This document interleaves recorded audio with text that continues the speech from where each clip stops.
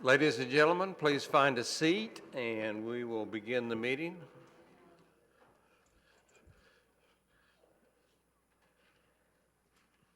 Good evening, and I call the City Council meeting to order. We're going to have the invocation by Reverend James Caldrazio, pastor of the Safe Harbor Presbyterian Church. Would you please come forward? There you are. Would you all stand, please?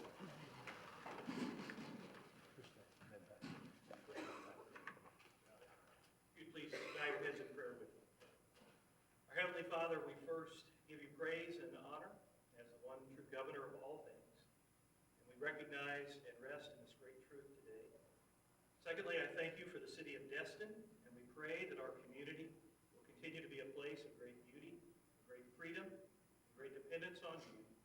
Third, I thank you for the men and women of the Destin City Council. I thank you for their heart to serve their community. I pray for each of them this day that they might rejoice in your love, seek your will and your wisdom to do what is right for your glory and the good of the citizens of Destin. We pray for your unity where there is division. We pray for peace where there is conflict. We pray for your healing where there is hurt. Indeed, our prayer is just a cry tonight that we need you. Bless this meeting and all the matters to be discussed and the manner in which it's to be carried forth. And we ask all this in the name of Jesus Christ, our great King. Amen. Amen. Mr. Marler, would you lead us in the pledge? I pledge allegiance to the flag of the United States of America and to the republic for which it stands, one nation, under God, indivisible, with liberty and justice for all.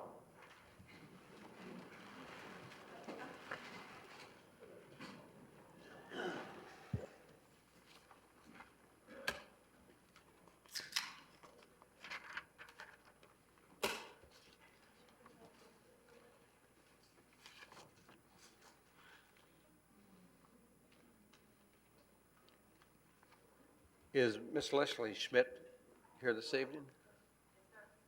Yes, would you approach the podium and I'll meet you down there? Can I bring my mom people too? Can we have a group? Yeah, I guess so. Because I'm not the only one that I think needs to be here. Bring them up. Yeah, I mean, there's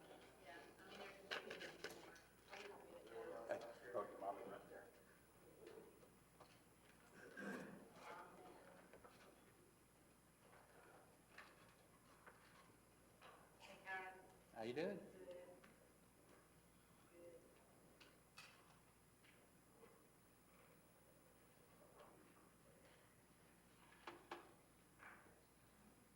you for having us.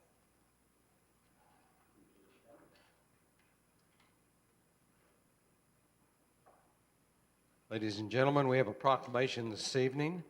This is Lyme Disease Awareness Month.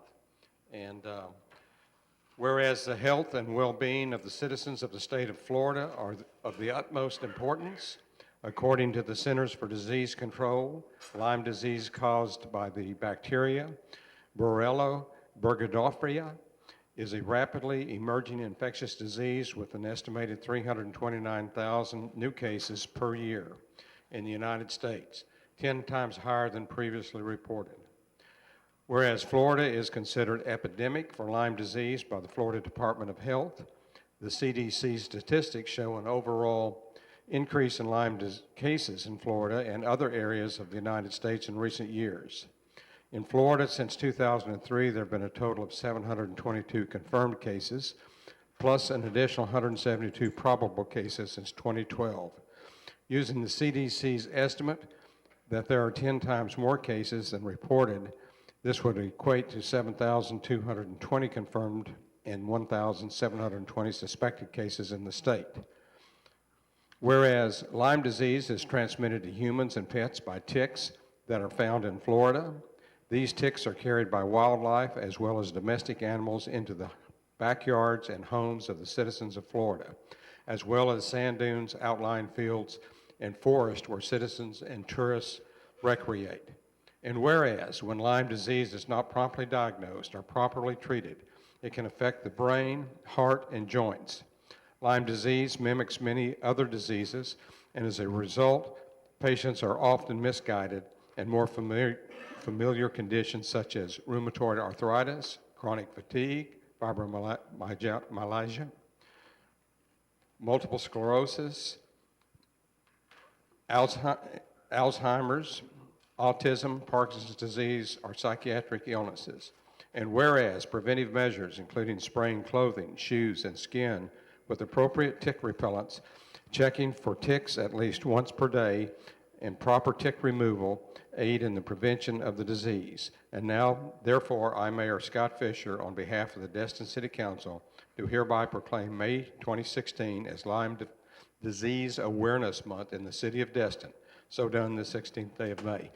Would you introduce your group? And Okay, yeah, just really short, and then I have another young lady just wants to say something.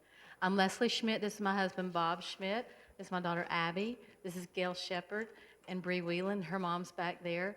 All of us been diagnosed with Lyme. It came in the womb with me. A lot of the time that happens. That's why it's so important with prevention. If the mother has already infected with it, it can pass to the babies. So 5 out of 6 of my family members have been diagnosed with Lyme, which is not uncommon. Bree wanted to say something. It's kind of long, but I'll try to talk fast. Or just cut, okay. Thank you for asking.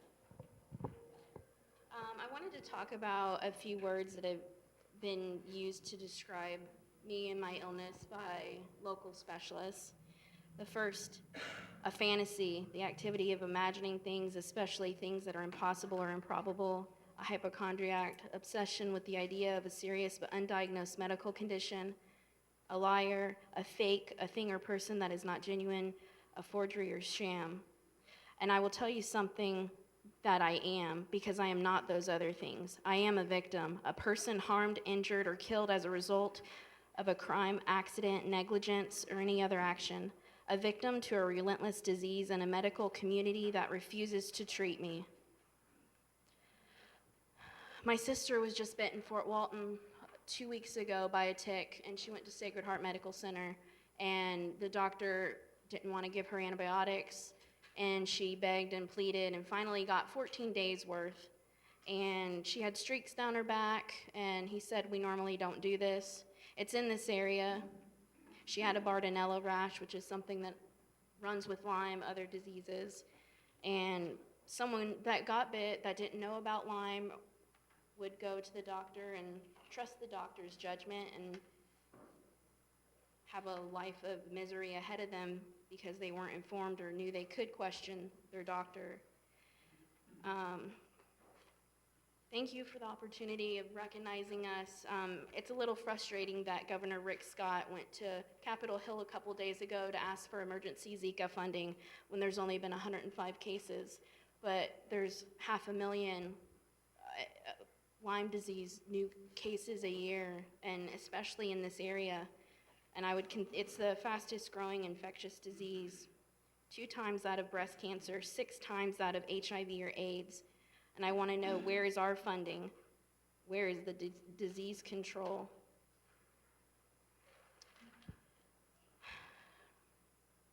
In 2001, Dr. Embers infected primates with the bacteria that causes Lyme disease, called Borrelia. After 4 months, they were treated with 28 days of antibiotics per the Infectious Disease Society of America's guidelines. Following treatment, Lyme was found in 100% of these primates. This study was held unpublished for 11 years. A person with acne can get a long-term prescription for antibiotics, but someone with an infectious disease like me cannot get antibiotics. Insurance companies drop patients and refuse to cover any kind of medical treatment because my disease does not exist.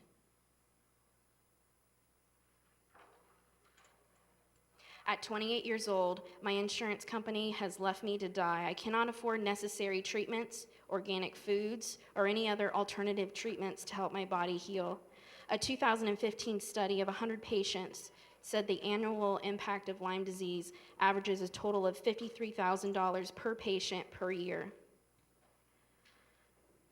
My current doctor is in Washington, D.C., because the city of Destin did nothing to protect our local Lyme disease doctor, and he faces losing his license for treating me. I cannot begin to tell you or explain the suffering I live through each day. I cannot wear anything but pajamas because my nerve pain is so severe. Noise and light trigger absent seizures. I lay in a dark bedroom surrounded by 4 walls day after day. My service dog's birthday is today. He turned 6 years old, but he will have to retire early because he also has Lyme disease. My heart has been damaged by the bacteria that causes Lyme disease, so I live like someone in heart failure. I have to plan and think about things before I do them, like getting up to go to the bathroom. Showers are rare. How can someone who took pride in their appearance, working at 2 local nightclubs, a member of the police academy, full of hope and dreams, become a shell of a person who gets to lie in bed with no hope, no future, or no treatment? I have been robbed of my young adult years. I have been in bed for 6 years and sick for 10. My mom retired to be my caregiver, but that didn't last long because she also now has Lyme disease. I have been discarded like trash by our medical community. It's no wonder why suicide is the leading cause of death in Lyme disease patients. People are left abandoned by their doctors and unable to afford treatment. Lyme disease may not kill you right away, but it does take your life. It's time we legalize Lyme disease. Thank you. Are there any questions? Any questions? Anybody? That's fine. Okay. All right, thank you. Thank you.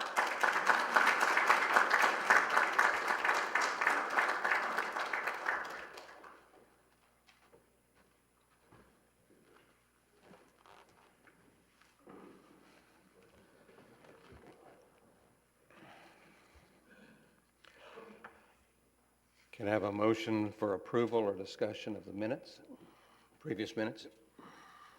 I'll make that motion based on the revised minutes sent out this morning. We have a motion to I'll approve. second that, Mayor. We have a motion and second to approve the April 18, 2016 minutes. Gentlemen, we're not going to do any voting tonight till I find the little button. That's the wrong, here it is, sorry. I apologize. Okay, please vote yes for the approval of the minutes.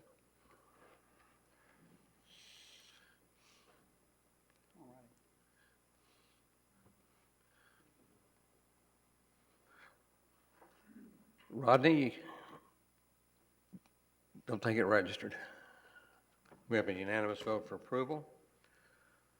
We're entering the public hearings of the portion of this meeting. Item number 3 will be first. I have several from the audience that would like to speak to this.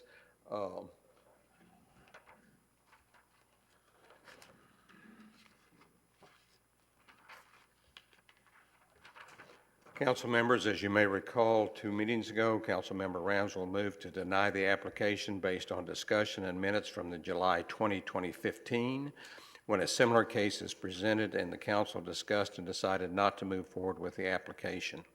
Councilmember Braden provided a second to the motion, so I will not go through the reading by title or explanation as it's already been done in the previous meetings, and we'll go straight to discussion.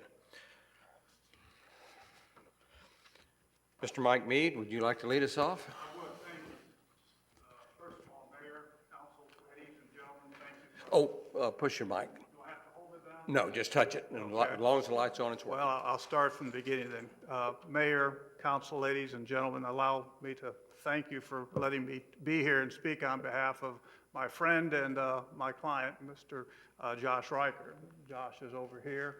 His family's behind me, his wife and his mother and father, and they really have some information to bring to you tonight. I realize procedurally there's a pending motion to deny Mr. Riker's request to rezone, if you may, not rezone, but reclassify 1/2 of one lot. And as I understand it, he wants to Bay Estates to be changed to low density on half of a lot that he owns. My request of you is procedurally to grant this fine family an opportunity to come up here and speak tonight so that you can make an informed decision in your vote. And I think if you will hear all the evidence, if you may, from these fine people, as well as from your staff, you will come to a convincing conclusion that the right thing to do is to deny the pending motion procedurally and to grant the pending motion, or the pending request before you, which is agenda item number 3. To start with, it's my understanding that the staff has recommended, or it comes with their approval, the request of Mr. Riker to change from Bay Estates to LDR on this 1/2 of one lot. It comes possibly with the approval of the staff's attorney and also with the planning board approval. I think you will also hear it's got the approval of the neighbors.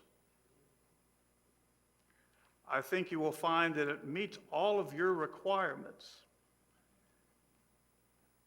And then you're going to be struggling with the fact, well, why in the world would we turn something down that meets the approval of the neighborhood, improves the neighborhood, it is legal and is authorized, and a fine family wants to do it to improve the neighborhood.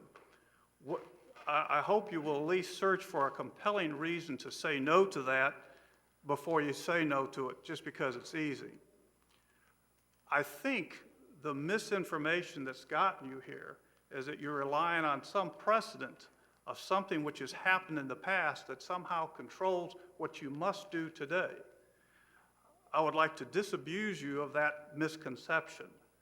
You're not bound by anything that's happened in the past. If that were the case, your presence wouldn't be needed here today. Once someone acted 20 years ago, 30 years ago, all the decisions would have been made and you wouldn't be called upon at all. But that's not it. You were elected to make decisions, to use that thing sitting on your shoulders, and to analyze this. One of the distinguishing features between the prior person who somehow came and asked a question to this board was there was never an application pending before you. There was never input from staff, let alone approval from staff, for this prior discussion that took place here at this panel. And so if there wasn't an application and no action was taken, how can one begin to argue legally that somehow is a precedent which is binding upon you that sets some kind of stage? I don't think it does in the least. Last meeting that we were here, there was a large group of people, and we decided not to table it until there was a smaller group so we'd have more time. And before you that day, someone was asking to have an easement vacated or a roadway vacated. And this panel elected to, or voted to, approve that vacation of that alley or that street. Now, does that mean that every time a person comes before you, you're compelled to do that, or you have the privilege of thinking about it and making the right choice? And I would suggest that the latter is the appropriate one. Tonight, you have an opportunity to listen to the people before you, who I think will convince you unequivocally that it is the proper thing to do. Your staff thinks it's the proper thing to do. Their legal advisors thinks it's the proper thing to do. The neighbors think it's the proper thing to do. The only thing that would keep you from not doing the right thing is to be confused or misled by something which is not binding on you. You make your own decisions. People in the past don't make them for you, especially if it's not apples to apples. There's going to be a number of people coming and speaking to provide the actual specifics of which I'm speaking. Mr. Riker, I'm going to ask him to step forward. Mr. Mark Seiner to step forward. And Mark, if you would step forward first and give them the technical things that we're requesting, maybe bring the display board and show them precisely what we're asking. Now's the time. Excuse me, we've got a really long evening this evening, and I would appreciate it if you could either limit it to 3 people per side, or try to hold it to about three or 4 minutes, if you can, please. Yes, Thank we'll you. do that. Who's speaking next? Give your name and your address, give your name and address for the record, so it's on the I tape. am Michael Mead. Address is 24 Walter Martin Road, Fort Walton Beach, Florida. Good evening. My name is Mark Steiner. The president owner of Choctaw Engineering. We're the agent for the applicant, Josh Riker. And as you probably know, I was here at the last meeting and spoke, and then there was some discussion that we talked about, previous meeting, a previous attempt to discuss the future land use and rezoning of this property. There was some confusion as to what was actually said in that meeting. We decided to continue the meeting till tonight and gave staff and my client opportunity to kind of view what was said in the past and then kind of come back before you. And our request is still the same. My situation is still the same in terms of the fact that I think I presented that this was a solid application, it met all the requirements of the city, and that it was good planning practice. That hasn't changed. The only thing that we've been able to really come up with that maybe that sheds some different light on this is the fact that in the previous request before the city was to rezone the entire piece of property, and they talked about subdividing into 3 lots. Well, city staff made us aware of that during the pre-application meeting process, that there was, might be some concern about rezoning the entire piece of property, and thus when we made our application, we elected to only rezone half of the property. And that's the half of the property that's adjacent to the existing LDR that's out there right now. And we were going to keep the front half, if you want to call it, that faces Cross Street, and keep it in the Bay Estates zoning and future land use category. Thus, when you drive down Cross Street, you would look to the right, and you would see the lot, and it would have the same characteristics as all of the lots that were in Bay Estates in terms of the dimensional size requirement. And that as you continue down Seibert and you look to your left, you would see 2 pieces of property that match the same development pattern as you continue down Seibert. We have a diagram here. This is Cross Street. This is Seibert. This is in your package. The back half of the piece of property is what we're proposing to do the rezoning and future land use change on.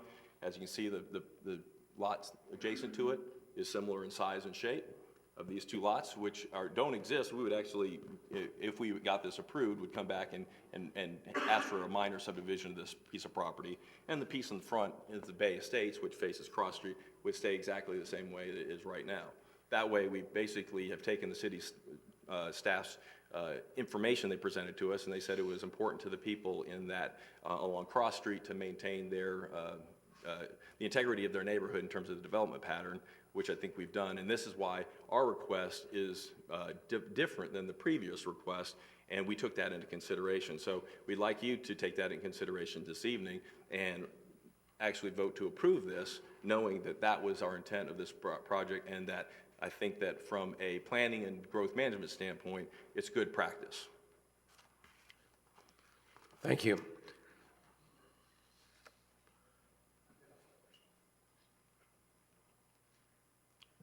I'm Josh Riker. I live at 907 Peacock Point Drive. It's actually right down the road from the property we're talking about tonight.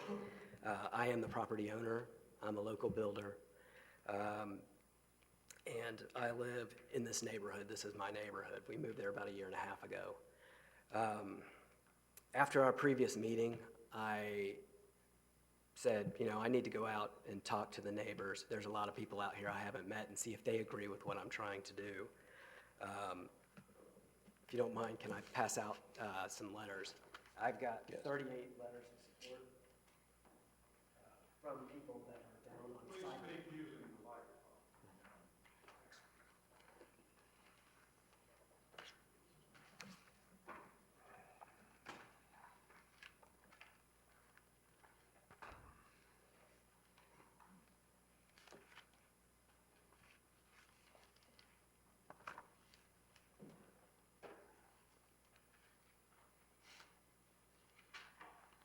I've got 38 letters of support from the neighbors. I went down Seibert, Cross Street, and Calhoun. I met a lot of good people. Some people I knew. A lot of people, Miss Blankenship had lived in her house across the street from where I'm at for 50 years. She said when she pulled the permit for her house, the city of Destin ran a road to it because there was no road there. She supports what we're doing. On those letters, you have people that were in Bay Estates. You have people that are in low-density residential. You've got home values in those letters of support ranging anywhere from $250,000 to $2 million. One thing that all these people have in common is they want this area improved. They agree with what I'm trying to do, and they're asking for the council's support in approving what we're trying to do. They want this to bring value to their homes, value to this neighborhood. I think Mark has hit a lot of the things other things I was going to talk about, reviewing some of the past meetings. There was a suggestion that this could be a slippery slope, that if you change something in Bay Estates, that now everybody in Bay Estates will want to cut their properties in half. After doing research on this, there are 540 Bay Estate properties in the city of Destin.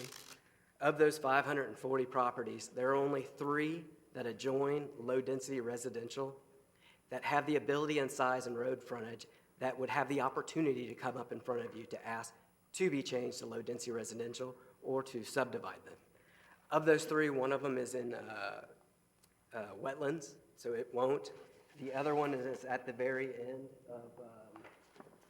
of Indian Trail over here, and I believe it's owned by the Matty Kelly family. So you've got the property in front of you tonight, plus one other property that has the opportunity, that is touching low-density residential, to come before you. So when we talk about a slippery slope, it's 2 properties in the city of Destin. I think lot size, Mark already touched on. The lots that I'm looking at doing as low-density residential will actually be 3 feet wider than the low-density residential house that adjoins my piece of property. And then, the benefits, I guess, to the community and to the city. The lot as it sits right now is sitting probably at $100,000 tax base. I put one house on there, it's sitting probably maybe a $400,000 tax base. If we do these 3 lots and keep the LDR coming 150 feet into my property, the city will get possibly a $1.2 million tax base out of this piece of property that they're currently getting a $100,000 tax base on. I just hope that, that you can look at my application on its own merits and, listen that the community and the people directly affected by this support it, and use that when you make your decision tonight. Thank you. Thank you.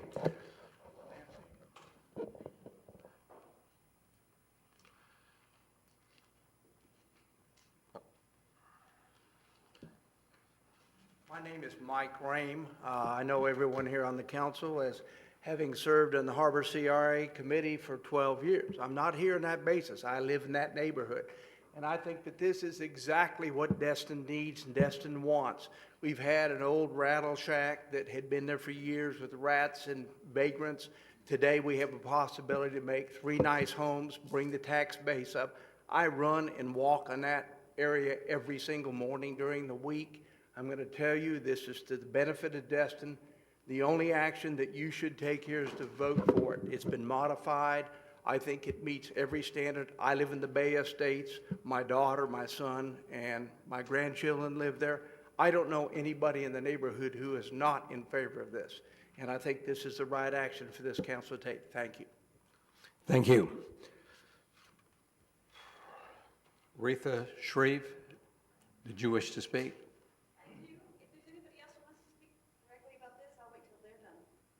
Are you speaking about this?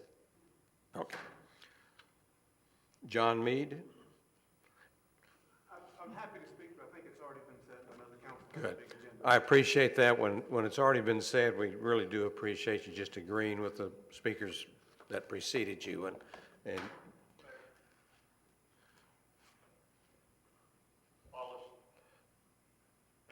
Patrick? Yes, got you.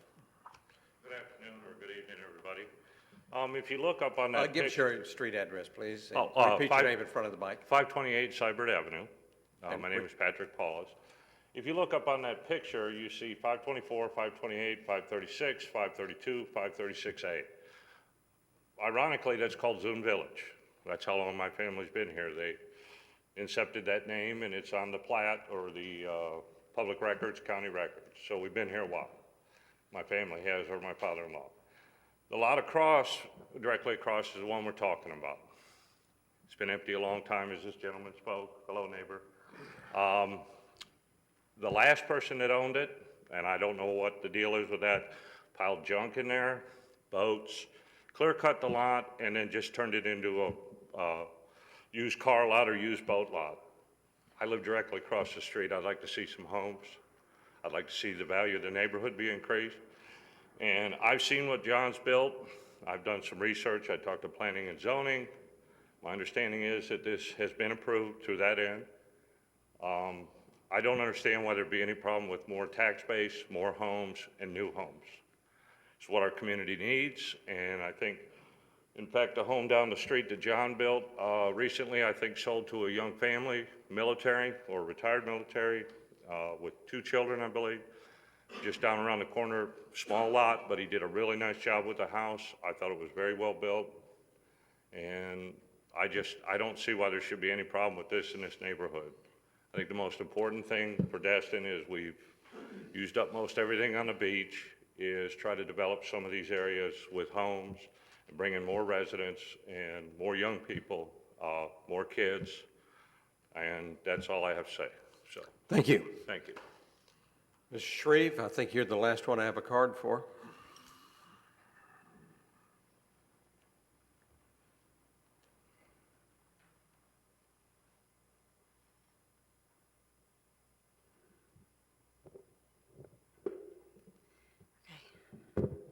Good evening, Mr. Mayor and Council. Thank you for the opportunity for me to speak. Over the past few weeks, there have been what a lot of us consider disturbing activity on Parcel B on Holiday Isle.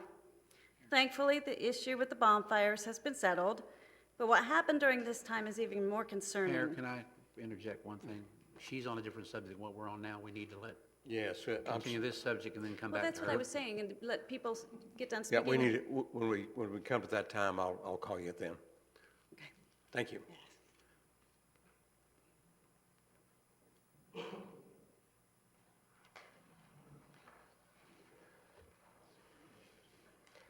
Council, I'm not sure exactly, Mr. Miller, straighten me out if I misdo this.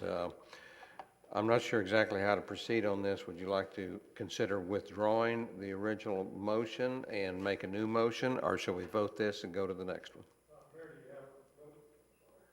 Do you have no one else who wants to speak, and there's no one to Yeah. speak adverse to Anyone the else would like to application? speak? Any other public input? I was going to go to the Then council next. The motion before you then is the motion to deny the application as you read into the record. Correct. Can that be withdrawn, or we need to vote it first? It can be withdrawn by the person who made that motion. Okay. I'll ask for discussion of council and then ask if Council Member Preble, I believe you made the motion, if my memory is correct, if you'd like to withdraw it. Council members, any discussion?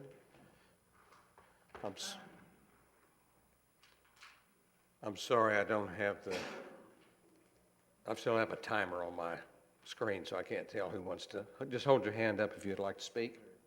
Oh, there we go. Mr. Morgan. Thank you, Mayor.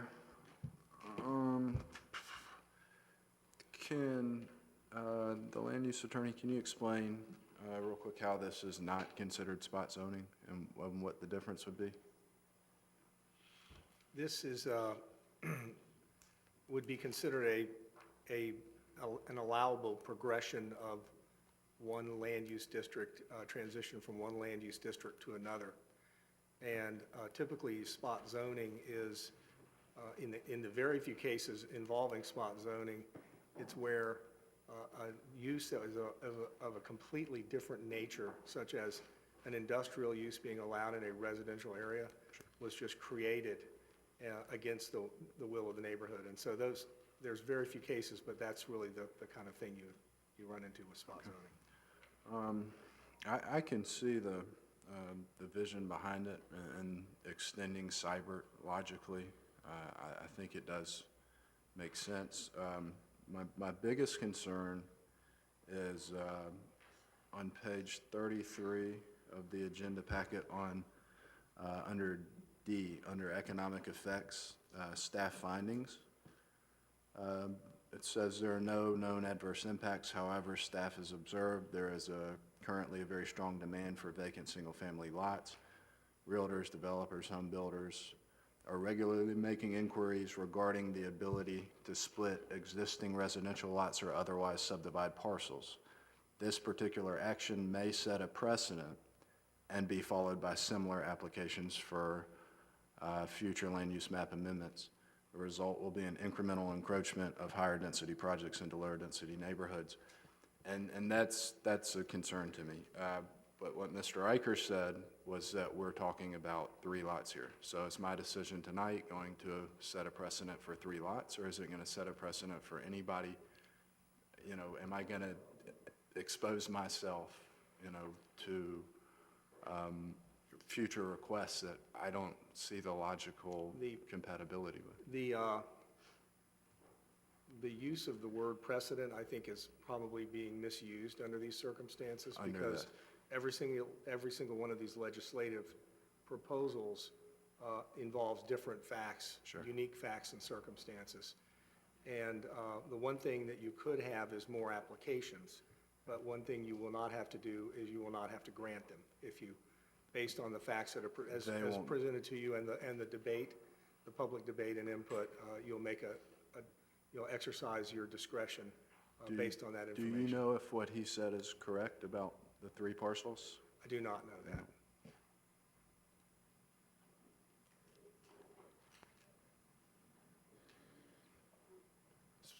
So my exposure is limited. If I choose to approve this tonight, future requests. You may have more requests, but you are not duty-bound to grant those requests based on the information that's presented to you. Thank you. Councilmember Destin. Thank you, Mayor. Mr. Riker, I appreciate you bringing the affidavits of support. My chief concern is I've not spoken on this issue yet, and my chief concern going throughout this has always been, what do your neighbors feel about it? And you know, you got all of your adjoining neighbors. You had a few of them come and speak. You know, I always want to be sort of cognizant of what subdividing all of these lots on a long-term basis means for infrastructure problems in the city. But, you know, here it doesn't appear that your neighbors oppose it. It appears that most of them support it. So I don't really see on what grounds I would necessarily say no. I know it's not spot zoning because it's adjoining another LDR. I've seen that lot growing up here, and yeah, it was used as a used car parking lot with boats and all sorts of other things, and so I would like to see it be improved, and so I don't see that necessarily. We might be searching for reasons to say no, and I'm not too worried about the precedent issue. Councilmember Marler. Thank you, Mayor. If it pleases the council, I'd kind of like to go back to the reasoning that Ms. Ramswell and Mr. Braden made the motion to begin with.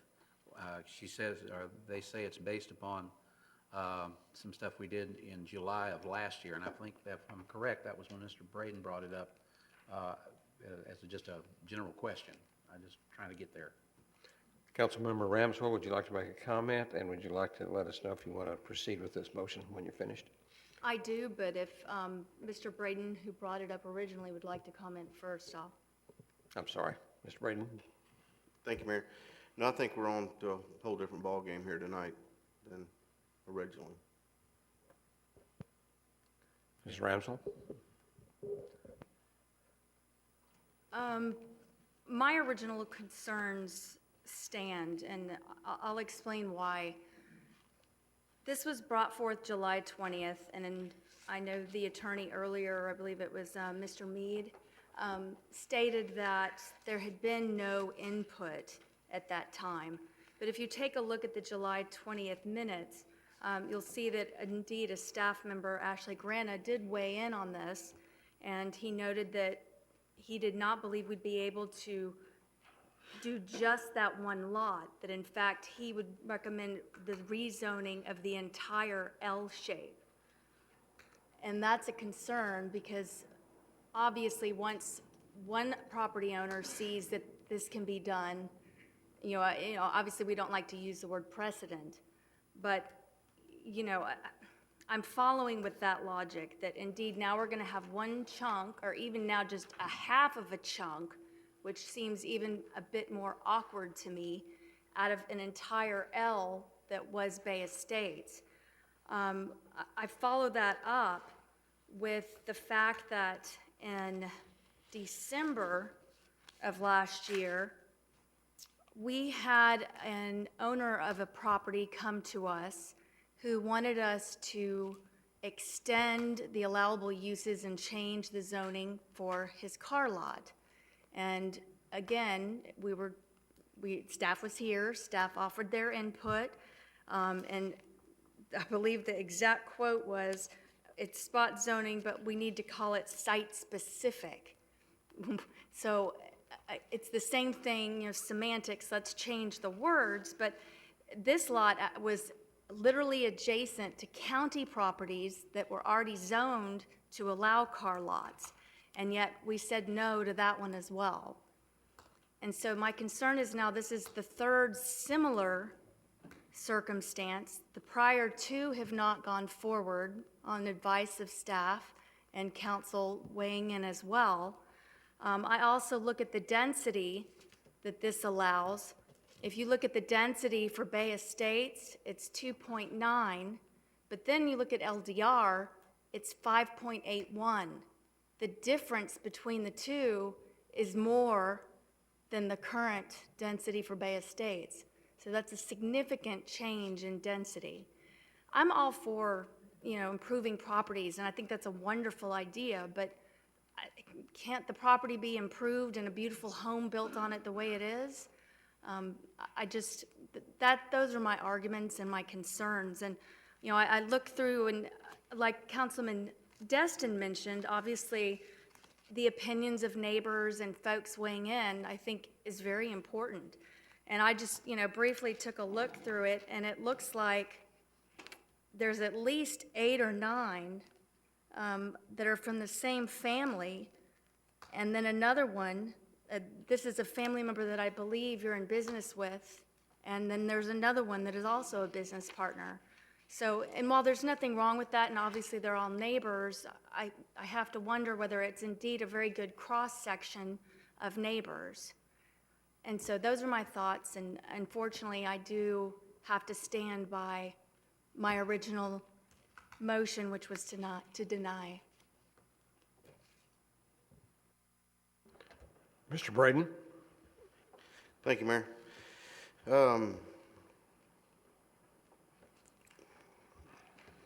Yeah, I'm kind of in the same boat. I've also heard from a lot of the neighbors. I've gotten a lot of phone calls, emails, not only in that area, but down on Indian Trail, which is all Bay Estates. Runs all the way down Indian Trail. They expressed their concerns, didn't want this thing chopped up, and once we do it for this lot, then I've had 3 other lot owners on the same street that if this is approved, then they're headed straight to the city to do the same thing, cut their lot up, put 3 lots on it. They made the statement that they didn't want it, they wouldn't want to live next to it, but they don't live there, they just own the lot, so they really don't care. They're just out to make the money.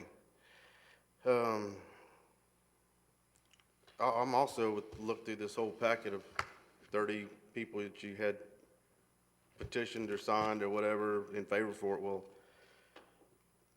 I mean, the Schultz, though, you got the whole Schultz family in there. I mean, they're great people, but I know they sold you the lot, and you got their entire family. And I mean, you went to Beach Drive, where one of them lived, which Beach Drive is not even near there, Vintage Circle, and then the other gentleman was 7 signatures, so you got a total of 15 just in that one family and just one gentleman, which is half the packet. So I mean, I really can't take it as, all the neighbors are in favor of it, because they're not. And I just don't want. I mean, if all this is doing is open up the door, and that's what this city's done for years. They've done this right here, and it's just opened up the door or everything else. And once this is done, it's done. You can just start hacking that place up and bulldozing all those beautiful magnolia trees down and oak trees, and that's not preserving our heritage. You hear people up here talking about that. Y'all want to preserve our heritage. Well, that's not preserving it. You know, that's not what it's all about, and we're not looking at, you know, yeah, we're going to put 3 more houses and get on the tax roll. Well, you know, that's not what it's, I'm sure some of us would like to just bulldoze everything and put low-income housing everywhere, but I just got a huge problem with it. It's, a lot of people don't want it, and if this packet was a lot of different individuals, you know, it'd be a whole lot easier to believe, but it's just tough for me, and it's just the phone calls and the concerns that I've gotten over the past about it is we're not talking about this one lot. If it was, be great, but we're not talking about that. We're talking about the whole Bay Estates. It would just open up a can of worms, I think. So that's my thoughts. Thanks, Mayor. Councilmember Foreman. Thank you, Mayor. I sure missed a lot on April 4th. The thing I would have to say about this is not the domino theory. We're not going to, by taking action on this one lot, suddenly affect the whole city. That's not true. Second part of it is went through the local planning agency that voted for it 5-0. And you have to consider what they looked at the same time. And even though there are perhaps families in this package here, the fact is all of them count. If you go to an election, every one of them count. And I'm saying this is that there have been some, my understanding of having listened to the progression of this particular application is that it's changed somewhat from the original, and that in doing so, it's vastly improved. I think this is a good use of that piece of property. I think it should be allowed to make this change, and I'm going to vote no on the motion, and then I'm going to propose a motion when that's done. Excuse me, Councilmember Destin.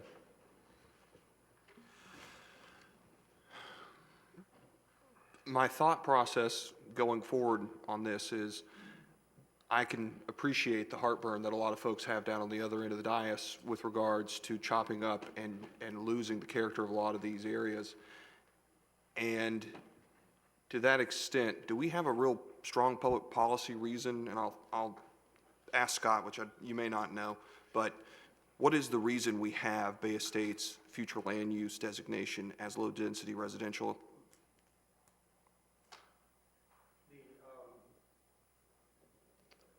The Bay Estates density, at its current density, I believe, was set at that density based on, and correct me if I'm wrong, based on a calculation of the actual density of the area. Mm-hmm. And a lot of times, that's how these densities are arrived at, or some kind of subset of the area that seemed to be desirable. And that is primarily to protect a lot of the properties that are directly on the waterfront, that are the large lot kind of estate parcels that are on the waterfront. But it does include, as in this area, some of the areas that are slightly interior to the waterfront zones. So the low-density residential being set at 5 units per acre is still considered a low residential density, even though it sounds like a lot by comparison to Bay Estates at 2 units an acre, but actually 2 units an acre is almost a rural density. I mean, that's very low density. So the LDR at 5 units an acre is much more common for an actual LDR designation. But would a individual lot that's, let's say, on the water, Bay Estates, on any bayou, would their future land use designation be LDR? They would primarily be LDR. No, I'm sorry, be Bay Estates. It would primarily, yeah. They're But all, what about, they're but all would Bay it- Estates. and then the final would be, so it cannot be petitioned. One of those would not be able to be petitioned by, let's say, an owner to. We have had an application previously to redesignate some of that waterfront area. It's happened more than once, but those are only where the lots are acres in size, and not a lot that's maybe an acre. by itself. Yeah, the only one I recall was one that had like 5 or 6 acres that wanted to subdivide, still met the minimum requirements for Bay Estate. Didn't want to change it from Bay Estate to LDR, but wanted to go take one big estate and reduce it into other Bay Estate lots. Okay. Mr. Braden. Thank you, Mayor. Mr. Foreman stated that we're talking about this one lot and it wouldn't change anything from all the other lots in Bay Estates. I didn't say that. What is keeping whoever owns 808 from doing the same thing? They got 100-foot wide and they put a 20-foot road down the side of it and chop it up into 3 lots. I mean, there's nothing stopping that individual from doing that once this is done. And then 8012 will do it.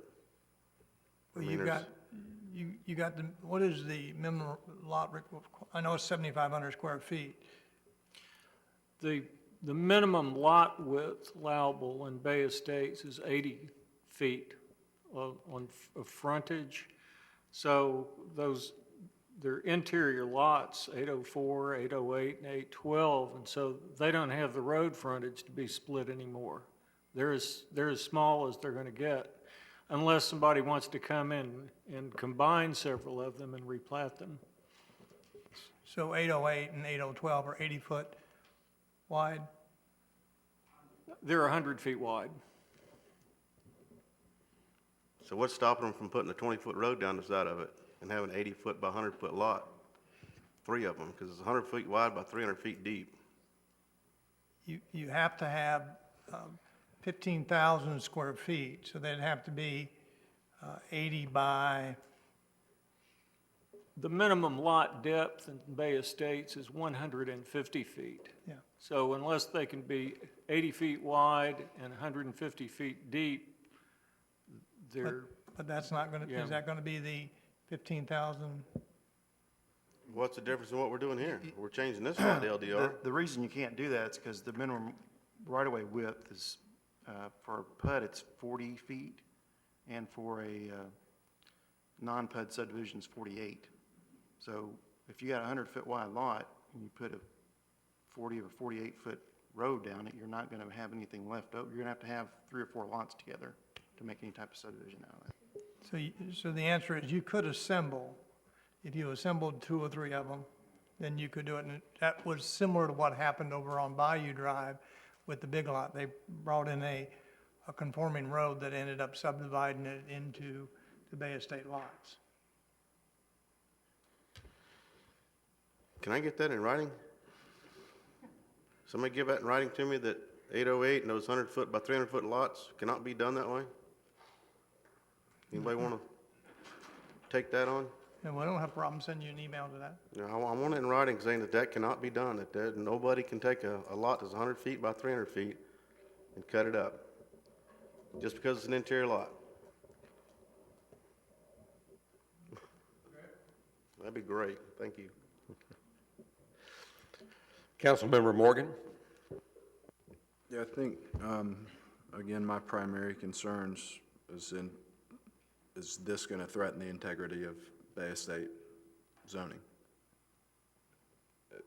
So you're of the opinion that we're not setting up a domino effect here? No, like I say, they all stand on their own merits, and this is a very minor change. It's for a land area that's immediately adjacent to existing LDR with lot sizes that are going to be identical to the same lots that are on that street, or not identical, actually a little bit bigger, but very similar. So that's a very narrow set of facts that if you have another request that happens to match those exact facts, you might think that has merit too. But other than those narrow circumstances, you're not setting any kind of precedent that you're going to, certainly not a legal precedent, not a legally binding precedent, that's for sure. Thank you.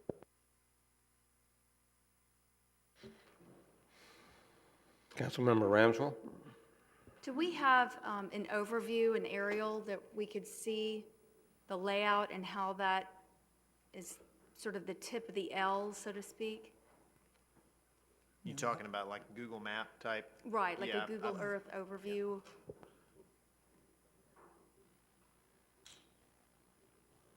I mean, are there properties existing on 804 and 808? Yeah, I think so. There's cinder block homes there. I mean, I see it as, what a great opportunity for someone to purchase 804 and 808 or two adjacent ones and then make the 40-foot right-of-way between the two, and then guess what? You can have 3 houses on this side and 3 houses on the other. They're 100-foot lots. With a 40-foot drive, you're still going to have some challenges with the Bay Estates. Isn't that what they've done in Destiny West in a couple spaces down? You have a shared long driveway to get to several homes? Yeah, but I think that's a completely different situation than Is the it? continuation of Cybert. That's my logic, my train of thinking. And I know what you're talking about, where they bottleneck in. Mm-hmm. I'm just trying to think ahead because, I mean, I'm certainly not against anyone wanting to do good with their property and make the most out of it, but I'm really concerned with the fact that we had a man here last year that wanted to do the same thing, and we essentially told him that he couldn't go forward. And if we go forward with this tonight, what's to stop anyone else from coming and saying the same thing with their other lot, or maybe at the other end of the L? There's nothing. I mean, I know you can put it in writing now, but that's not to prevent someone else from coming and petitioning and doing the same thing that we're having now. And they have a right to do that. They can petition and request like this applicant has for the Right. land use and zoning, and we can't tell them they can't do it. But, you know, where this is, to me, where this is potentially possible is where you do have these corner lots, and several of those have already been basically subdivided, not changing the land use, but changed into the, you know, the 15,000 square foot minimum that they're required to do. It's still Bay Estates. This is different, that they're taking the two that's adjacent to the LDR and converting those to LDR. So that's what they're trying to do here, and keeping the integrity of the Bay Estates on Cross Street. Sorry, can you pan out and get like a eye view of that L that we're talking about? If you can bring it down a little bit. Right, so there's that L. So the bigger L that's along the water is Bay Estates, correct? That L is all Bay Estates. The next L is all Bay Estates, correct? Yes. Moving interior, except for now, what we're considering tonight, that one little piece. What's adjacent to it is all, that's LDR, where he's got the arrow going. Is the interior to that LDR also LDR? Yes. I So it's believe. a Isn't that- square inside the two Ls that is the LDR. Which is a PUD, okay. I just wanted to get an aerial perspective. Thank you. Mr. Morgan?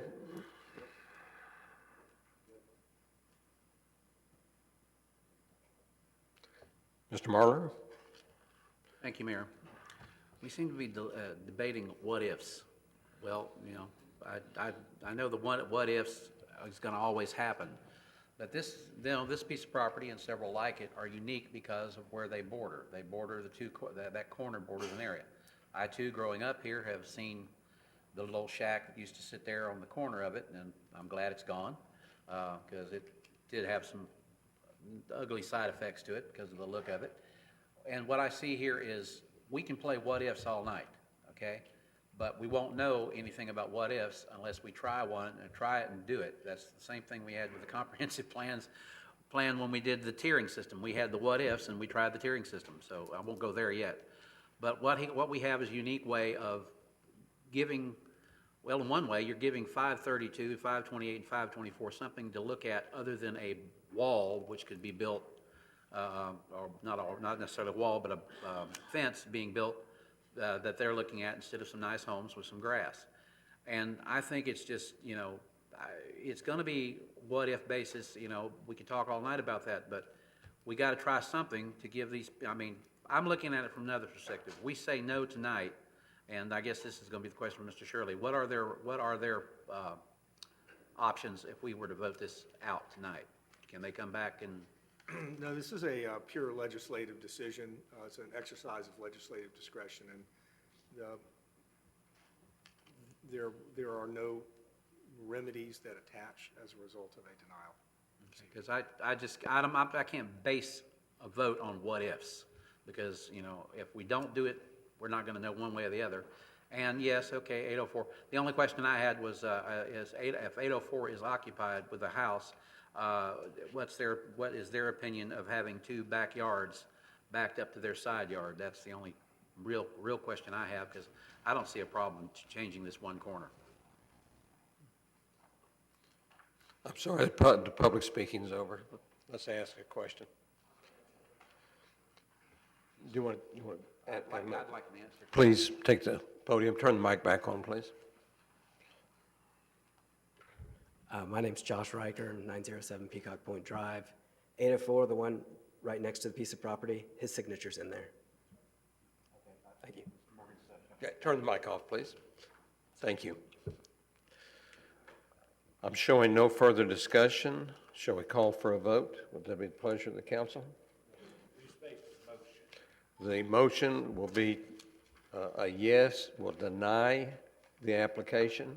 A no will bring it back to another vote, I assume, or whatever the council's pleasure is. But the motion is to deny, so a yes vote would deny. Everybody's clear on that?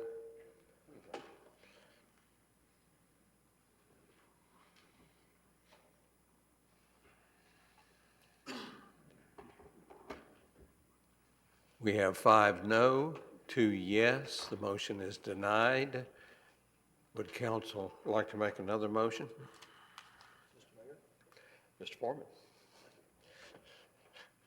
I move that the Destin City Council approve the proposed small-scale future land use map. Oh, Mike, excuse me. Sorry about that. I move that the Destin City Council approve the proposed small-scale future land use map amendment provided for in Ordinance 16-05-PC and direct staff to schedule the proposed ordinance for adoption on the second reading. I have a motion. Do I have a second? I'll second it, Mayor. I have a motion. We have a second. Discussion? We need to open that back up for public discussion, Mr. Miller. Yes, sir. Any If discussion? somebody wants to talk you out of it. Okay. Any further discussion from the public? Not being any, discussion from council. If not, I call for the vote. Obviously, a yes vote is to approve.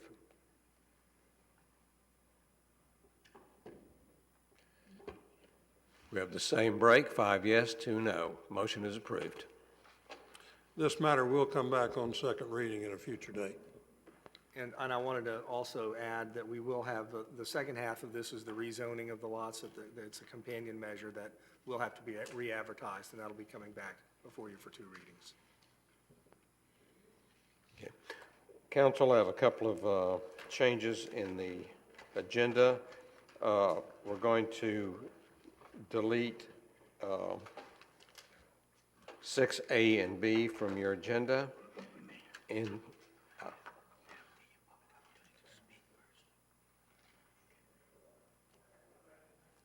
got a new order. I would like a motion from council. We have some people that have traveled some distance to move 17 up following the public opportunity to speak portion.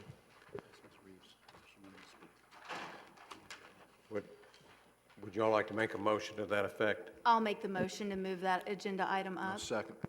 We have a motion. We have a second. Discussion? If not, I call for the vote.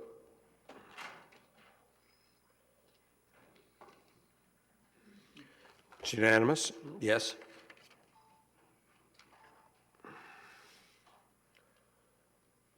this point, we'll reach the public opportunity to speak, and I have 2 cards. Ms. Sharif, would you like to continue? Actually, you can start over.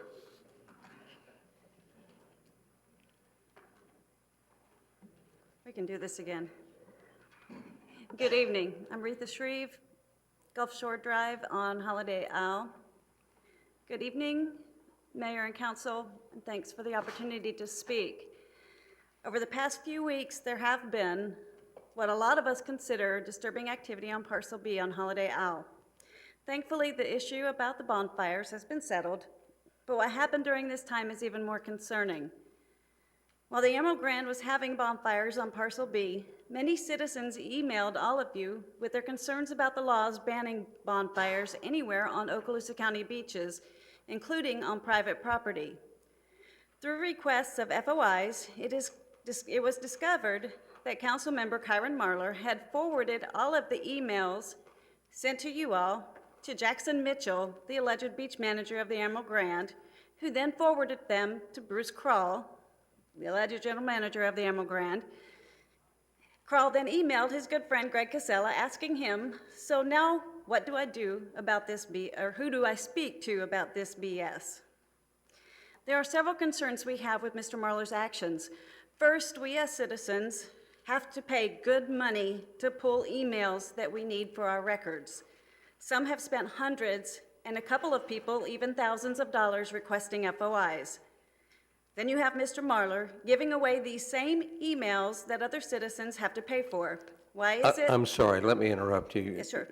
Please don't address it straight to Mr. Marlar. You can address it to council or to me. I realize what you're trying to say is pointed that direction, but please speak as in generalities. Okay, I'll just, okay. Then you have a council member, how's that? Giving the same emails away for free when others have to pay for it. Second, it's just extremely concerning that a council member would directly forward the emails to another citizen rather than compose his own email to whomever he wanted to discuss the issue at hand. The main problem with this is by directly forwarding the emails, he has given those people he forwarded them to the names and email addresses of the people that emailed him, or the council, thus removing any privacy these citizens may desire. If the employees of the Emerald Grand desire the information, they should have to pay for it just like us. Third, there are at present 3 lawsuits against the owner of Parcel B by neighboring Destin Point. The owner is directly involved with the Emerald Grand, so it would appear unethical to forward any emails pertaining to that parcel to parties involved. And fourth, and the most concerning to us, is the fact that at many council meetings, a particular council member has vehemently stated that they are just an employee of the Emerald Grand, that it's just where they draw a paycheck. Obviously, those comments are not true. For what person who is just an employee would forward emails to their employer enlightening them of what not only is being said, but who said it and their contact information? This would not only be a conflict of interest on a council member's part, seemingly starting a 4 years of hell that was promised at a previous council meeting, but it would also be an ethics violation. Florida Statute 112.311 states that public officials are to be independent and impartial, and that public office not be used for private gain.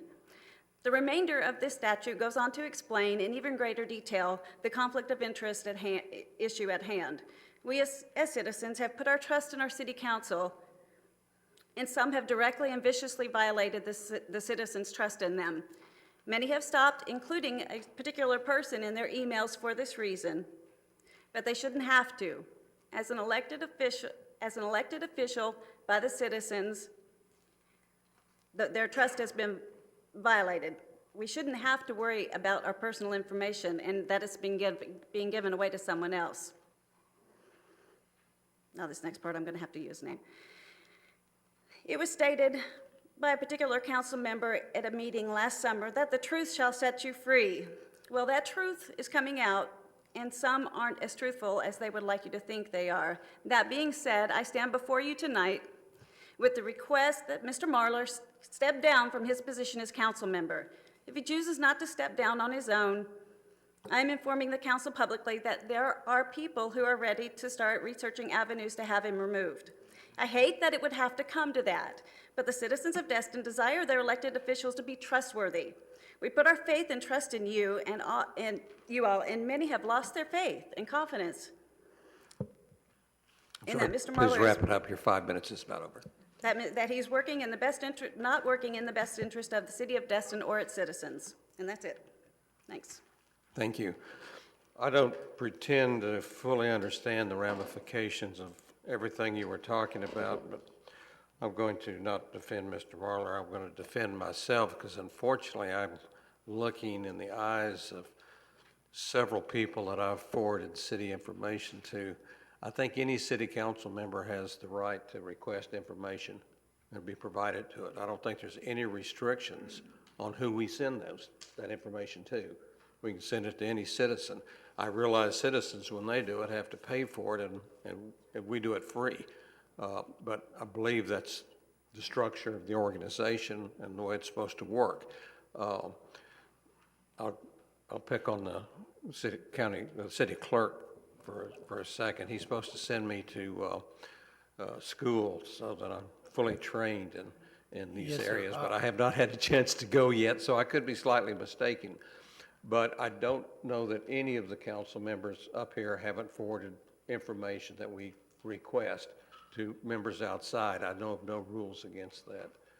No, sir. If I may also add, all email that is addressed to the city are public records. So every council member has the prerogative to forward that to anybody they want to. There was a particular request for all email for a particular subject, and we charged a fee for that. But we cannot control if those email are electronically forwarded to somebody else. But again, all email are public records once they hit the city. Thank you.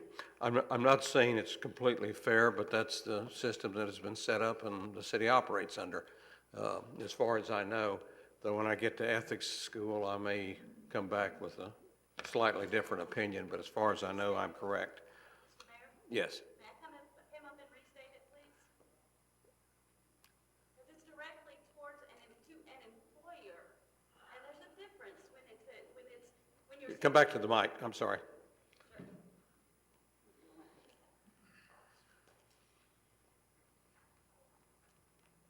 I think there's a huge difference when you send it to a particular person or somebody, but when it's that person's employer who is the people that are involved in this, then that's saying something. You know, if I were in a situation. I understand what you're saying, but Yeah. there is no prohibition for me to send it to my employer, I guess be my wife. And there's no prohibition for me to send it to my employer or anyone else as a council member. I believe I can forward. Well, then they're not just his public employer, information as to- he to- stated to- before. To anyone I so choose. So anything that we say and we send to the entire council, he's going to forward to his employer, and That would be his prerogative, yes. well, then he's going to stop getting emails, and there's going to be a lot of people who are not going to vote, or well, he's going to be out anyway, but. Unless We'll do someone wants to whatever. jump in and tell me I'm wrong, I believe I'm correct, and Well, that and I is get his that, I prerogative. get that. But this was a specific thing that these people were sending emails to everybody, you know, because of what was happening on Parcel B and what the Emerald Grand was having bonfires on there. And then he sends these emails to the Emerald Grand. That seems wrong to me, I'm sorry, but there's a conflict of interest there when you're a council member and you're sending these, directly forwarding these realize. emails to your employer. Okay, thank you very much. And Right. I realize there's a large, there's quite a distance between what's legal and what may be fair. What is And- or ethical. Ethical and what's fair. But I Mayor- believe it's ethical, but we're fair. We're not fair, maybe I'm gonna- necessarily. I'd first recommend to the councilman who was referenced that he not make any comment tonight.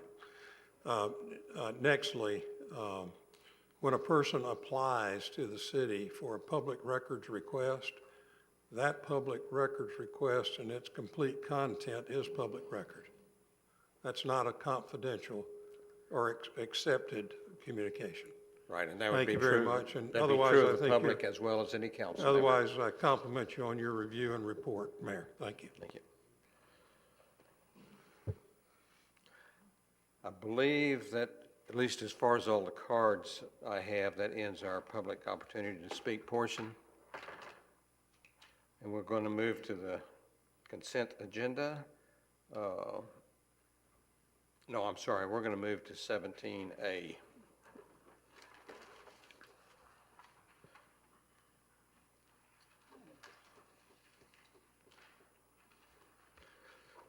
Mr. Casella?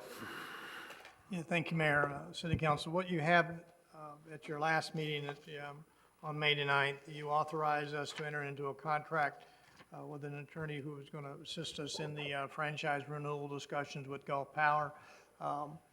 That individual is here this evening, Mr. Wright. If you want to come to the microphone, he can lay out for you, as we indicated, the franchise expires on May 19th.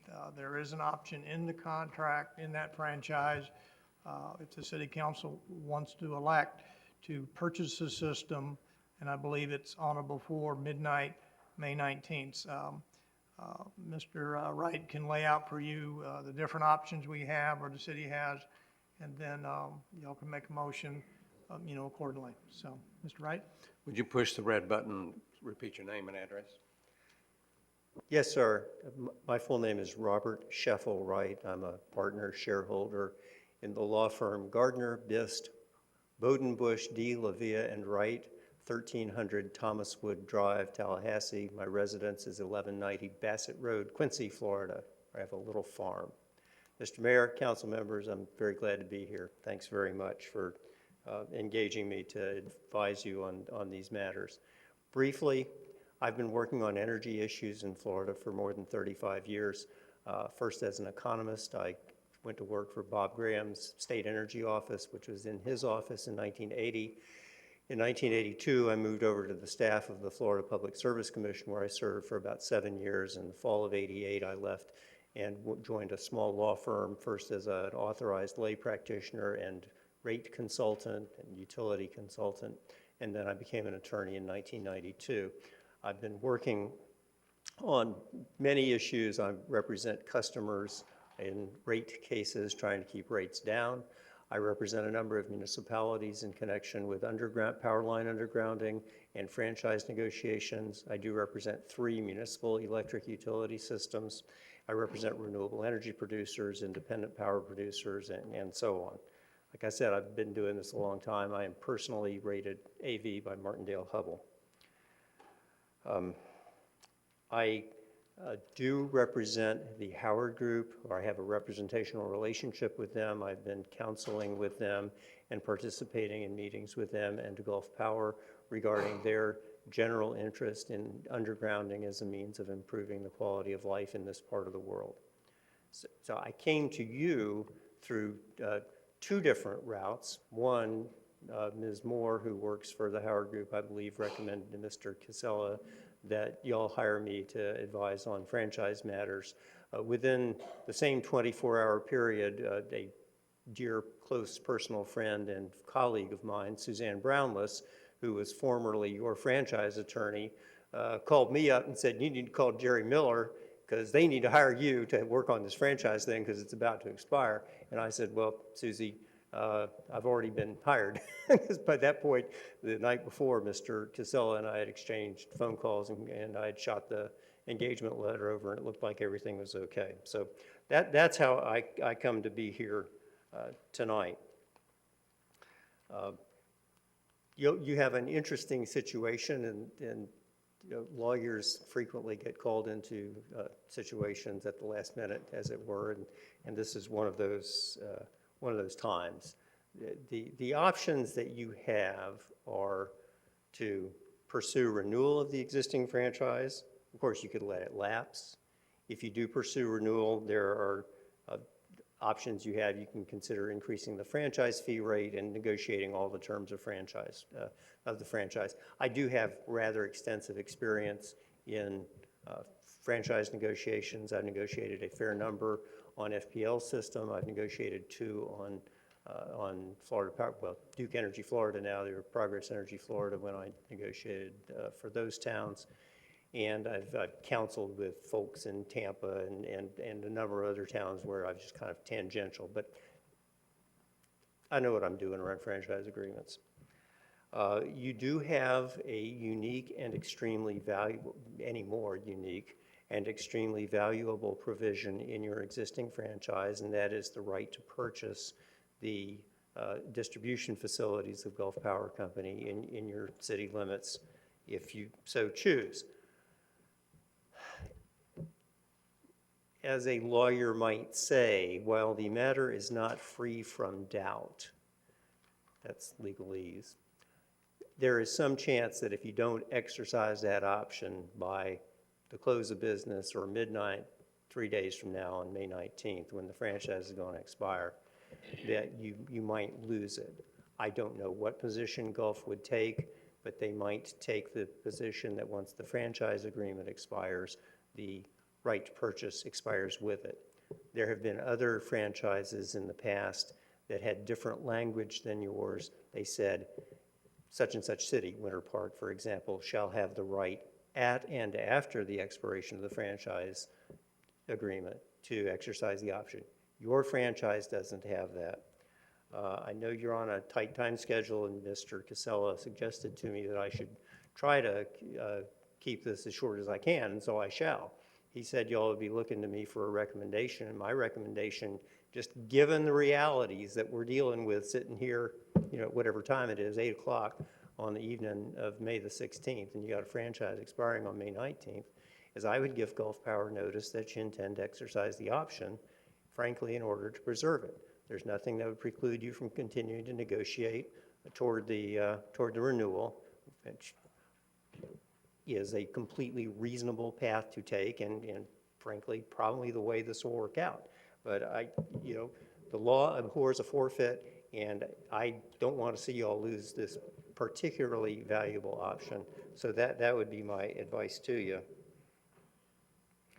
along with continuing to negotiate toward a new franchise. I'm also kind of the guy on undergrounding. I was the attorney for the Municipal Underground Utilities Consortium, which was an organization of 35 municipalities who banded together in 2006 to pursue undergrounding. We got some favorable rule changes and some favorable treatment from Florida Power and Light that has worked out generally beneficially. I have counseled for, been engaged by, and advised the city of Panama City Beach on undergrounding matters. And if you all want to talk about undergrounding tonight or any other time, I'm happy to do that. We did cover that in the engagement letter, but I'll stop for now. That's my advice to you, and I'll answer any questions you have. I guess the first question is the ramifications of taking these actions. I'm leaving for Paris on the 19th. I'd hate to think I'm in Paris and Destin's in the dark with no electricity. Gulf Power will not turn your power off. I would predict that if you take my advice, they will continue to collect and remit the franchise fee while we sort the rest of this out. And there are actually two cases, both the City of Winter Park versus Florida Power Corporation and Town of Bel Air versus Florida Power Corporation, both Florida Supreme Court opinions. Winter Park says if you're in the process of buying your facilities, they have to keep collecting and remitting the franchise. Bel Air says if your franchise is expired and you're continuing and you're in the process of negotiating toward a renewal franchise, they're required to continue collecting and remitting the franchise fee. Councilmember Marler? Thank you, Mayor. Why would we want to actually buy out, considering the cost it would probably be? And secondly, what's the ramifications if we did buy out, such as, we'd have to either farm it out to somebody else, such as Shelco, to run it for us, and we'd have to do a contract with them, or we try to run it ourselves if we buy out. And I'm looking at millions, not thousands. Oh. I'm sure for that, because that includes a feeder plant, I think, off of Main Street. So in most cases, when you have, this is just leverage for us to say, hey, Gulf Power, this is what we want, but this is what, for us to renew the franchise agreement, this is what we want if we wanted to buy out, or what can you give us if you don't want to sell out? Because all I'm looking at is cost. We got to hire somebody to run it, linemen, the whole 9 yards. And I'm an electrician by trade, and I cannot see anything good about it, especially a small town like Destin. To answer, I'm going to give it my best shot, council member. Why you would want to, there are good reasons to want to. You might believe, and this requires further analysis that hasn't been done. I can tell you that the only, that this has been done, Winter Park did buy their system. That's not a very big city. I'm not sure how its population compares to Destin's. You might want to have control over your own utility system. You might be able to have lower rates by buying bulk power from somewhere else. I'm not advocating that. I do support public power, but I support y'all making an informed decision as to what you want to do.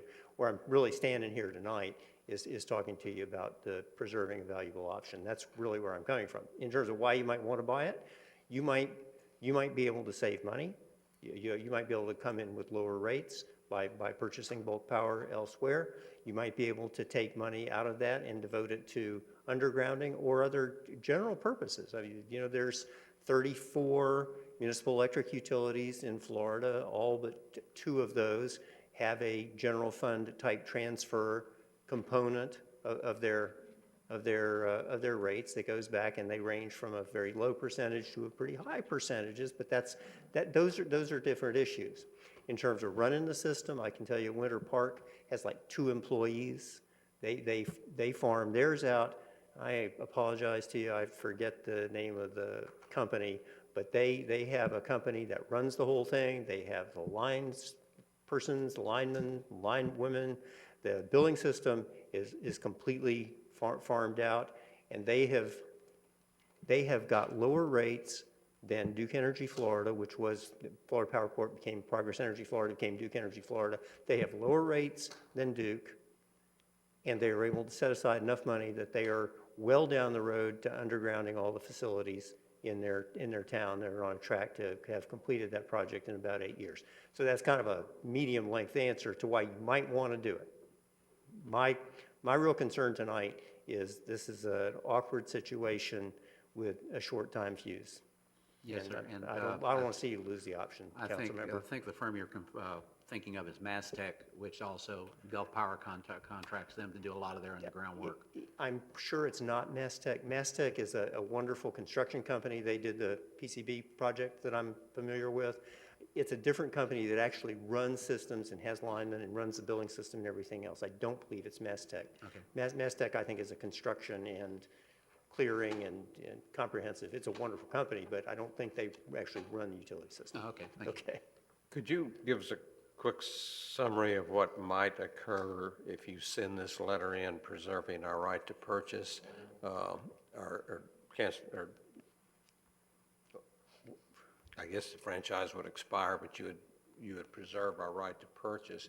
What would be our next steps? How would we pursue discussion with Gulf Power or other companies, and what time frame are you talking about?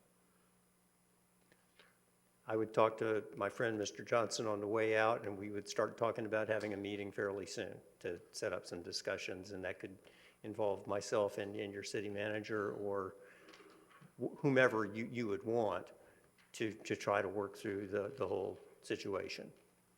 Okay. Mr. Foreman? Thank you, Mayor. I think he's given us the answer. I think the answer is that we want to preserve the right. We're running out of time. We've got a perfect storm here about to take place. We've got relatively new people who are still trying to get their arms around what we're talking about here, including me, and all like that. So it appears that the answer is to do an extension, perhaps. Would that accomplish the purpose? The answer to your specific question is yes, sir, it would. However, to do an extension is not a unilateral act. It would require Gulf's agreement to even an extension. And that's something that we could talk about real quick, like tomorrow. Okay, well, But to do an extension would require, it's an extension of a contract, and you have to have mutuality, you'd have to have both sides okay. sign on to the extension. But you can preserve the right to I purchase. believe that by giving notice before COB Thursday, you would preserve the right to buy it, if it came to that. And we would still operate under the normal conditions that we have now, so far as the provision of electricity to the city. Yes, sir. And insofar as it relates to collecting, to Gulf's continuing to collect and remit the franchise fee. That's what those two Florida Supreme Court cases I mentioned stand for, Winter Park and Bel Air. Well, that's my recommendation then. Mr. Dixon? Yes, I just wanted to make sure, and I got to tell you, I agree. We're kind of under the gun here that we need to do this. One of the things that I want to make sure of that we're not doing is committing ourselves to very expensive studies that may need to be done immediately. And when I say studies, it's studies on what the whole system may cost and things like that. I'm sure that there's going to have to be some professional to come in and do that, and maybe to evaluate the system. But I just don't want to get locked into very expensive studies that may have to be done, and just because we say yes to this, that we go out and staff start spending a whole bunch of money on evaluation. So. Correct. You would not. Those are separate decisions. Okay. You don't.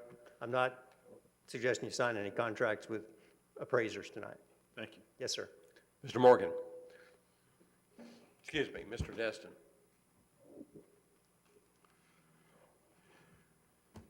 Mr. Wright, I really do appreciate you coming and helping us with this.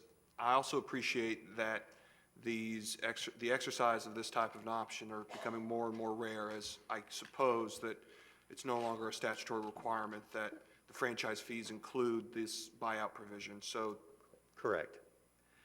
That being said, I know that we're mostly doing this in theory, I think, to preserve leverage in the negotiations. But how much, our financials, we only collect around $13 million. We barely have enough money to resurface more than one road project every year. My concern is, how much leverage are we really going to have by preserving it when Gulf Power can just look at our financials and know that we'd all just be rode out of town on a rail if we tried to purchase? Because what we'd be doing is signing ourselves up for conceivably in excess of $100 million to purchase a system that's not, and then we would be spending more money to underground it. I mean, it's a lot. We'd be in debt for perhaps the next 100 years or so. I just don't know how much leverage it really preserves for us, and I'll leave you some time to explain anything. I'm going to plead new to the game on that, council member. I can't tell you. As I said, my concern is as somebody new to the game, and the date on my engagement letter is May the 6th, is preserving your option immediately and sort out the rest as soon as possible. I'm just sort of the frame of thought that I don't like making threats that I have no intention of really probably following up on. But I'll leave it there. Mr. Morgan? I think Councilman Destin.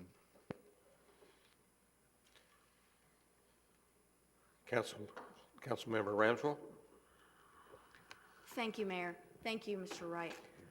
Thank you. I'm struggling because I am so exceptionally upset at being in this position right now. We found out about this a week ago today, and as you're aware, obviously this is at the very last minute, unbeknownst to us. I hate being in the position of being uninformed on something, and that's exactly how I feel tonight. I have no idea where we stand. I have no idea what all is involved. I have just bare, basic facts. And it's almost like I feel like I need a primer. And it's not, I don't want to use the word fair, but And this has nothing to do with you, mind you. We're thrilled you're here and you're helping guide us through this. But I'm highly, highly concerned that something this important has waited until the last minute. We have 3 days, essentially. Hopefully, that Mr. Johnson and Gulf Power would grant us an extension and give us some times to, sort through this with you and whomever. But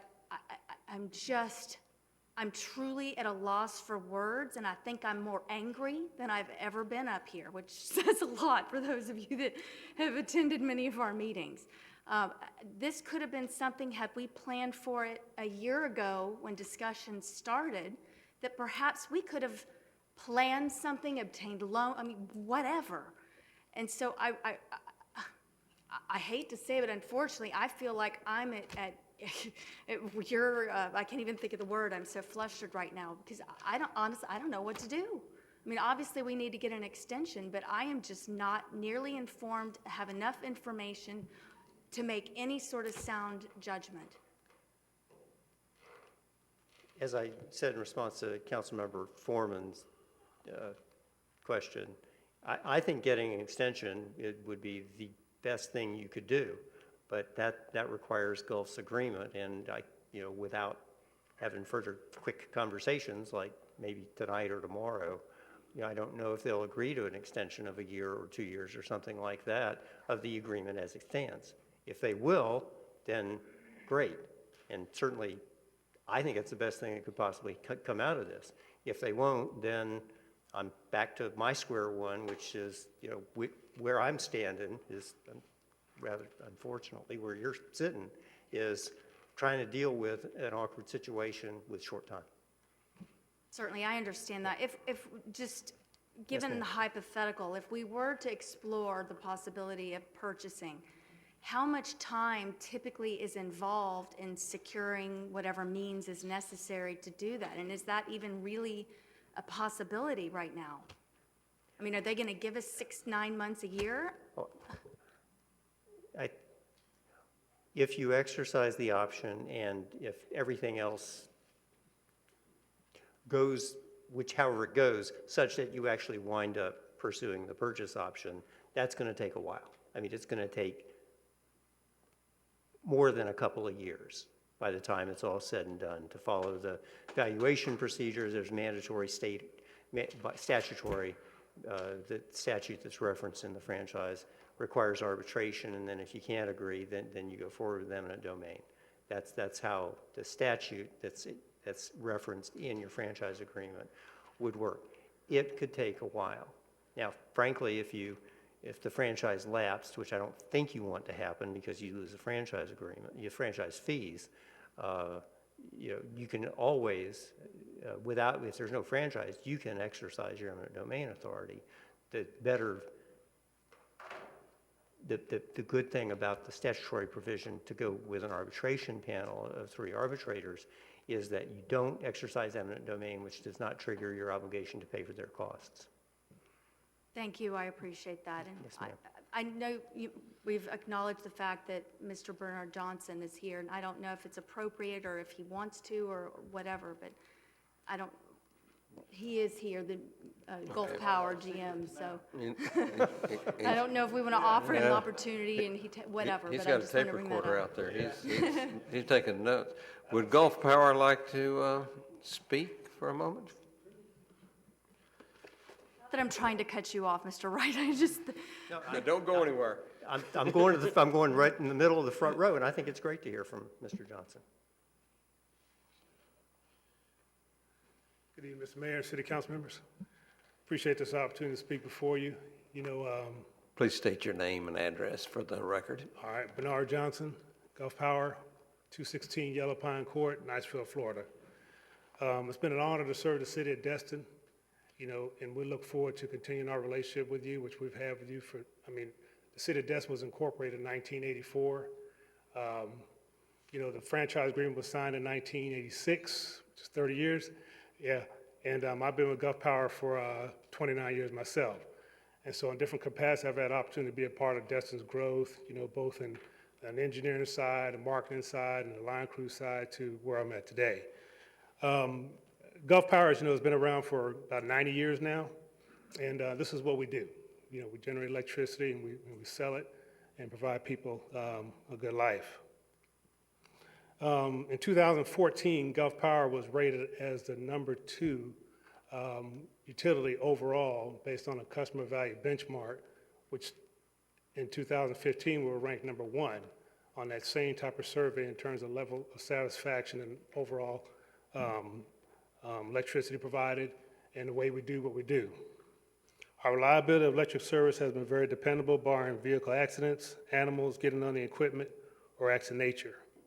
We have customer service, we have residential, we have commercial, we have industrial outlets, and our marketing reps, that's what they do, is they go out and take care of customers and provide a level of service that is exemplary.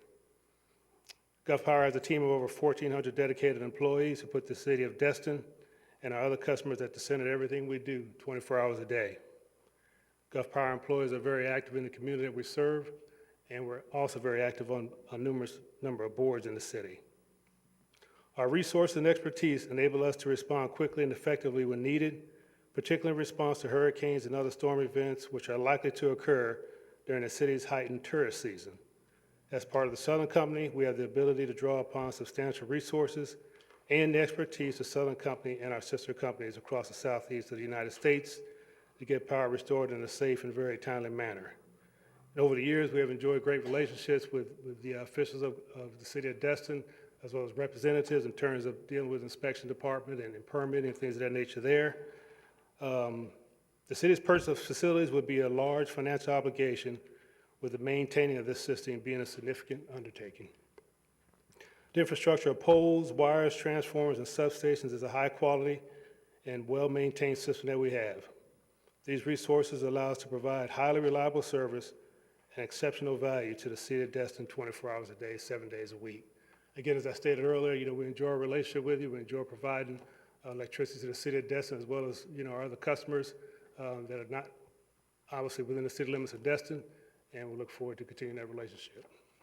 Any questions? The most obvious, we've had a great relationship with Gulf Power over the years. I'm sure there's hiccups that occurred from time to time, and it's not that we're seriously would really like to change it. There are things we would like to add to the service, underground utilities, maybe discussion of franchise fees. And our problem is, I guess, city councils generally get to do this once every 30 years. I don't think there's too many 10-year franchise agreements, but so it's a long period of time, and we would very much like the opportunity to negotiate a new franchise agreement or have the opportunity to consider other options. Is Gulf Power receptive to giving us a 6 month, 1 year? Sure, we can do that. We can continue to franchise as it is now, and then we can look into it and see what the options are, but we can look at it with you. Okay. We can determine the time, you know, obviously it's a franchise agreement, so it's got to be negotiated and also, but yeah, we can more than willing to work with the city in that regard.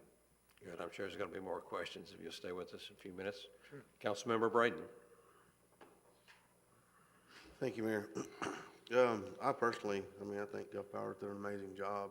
You know, I have nothing against Gulf Power at all. I think y'all done an outstanding job. It's just, I'm like Ms. Ramswell, it's just frustrating that someone's known this day is coming for 30 years. You know, council's got it 3 days now.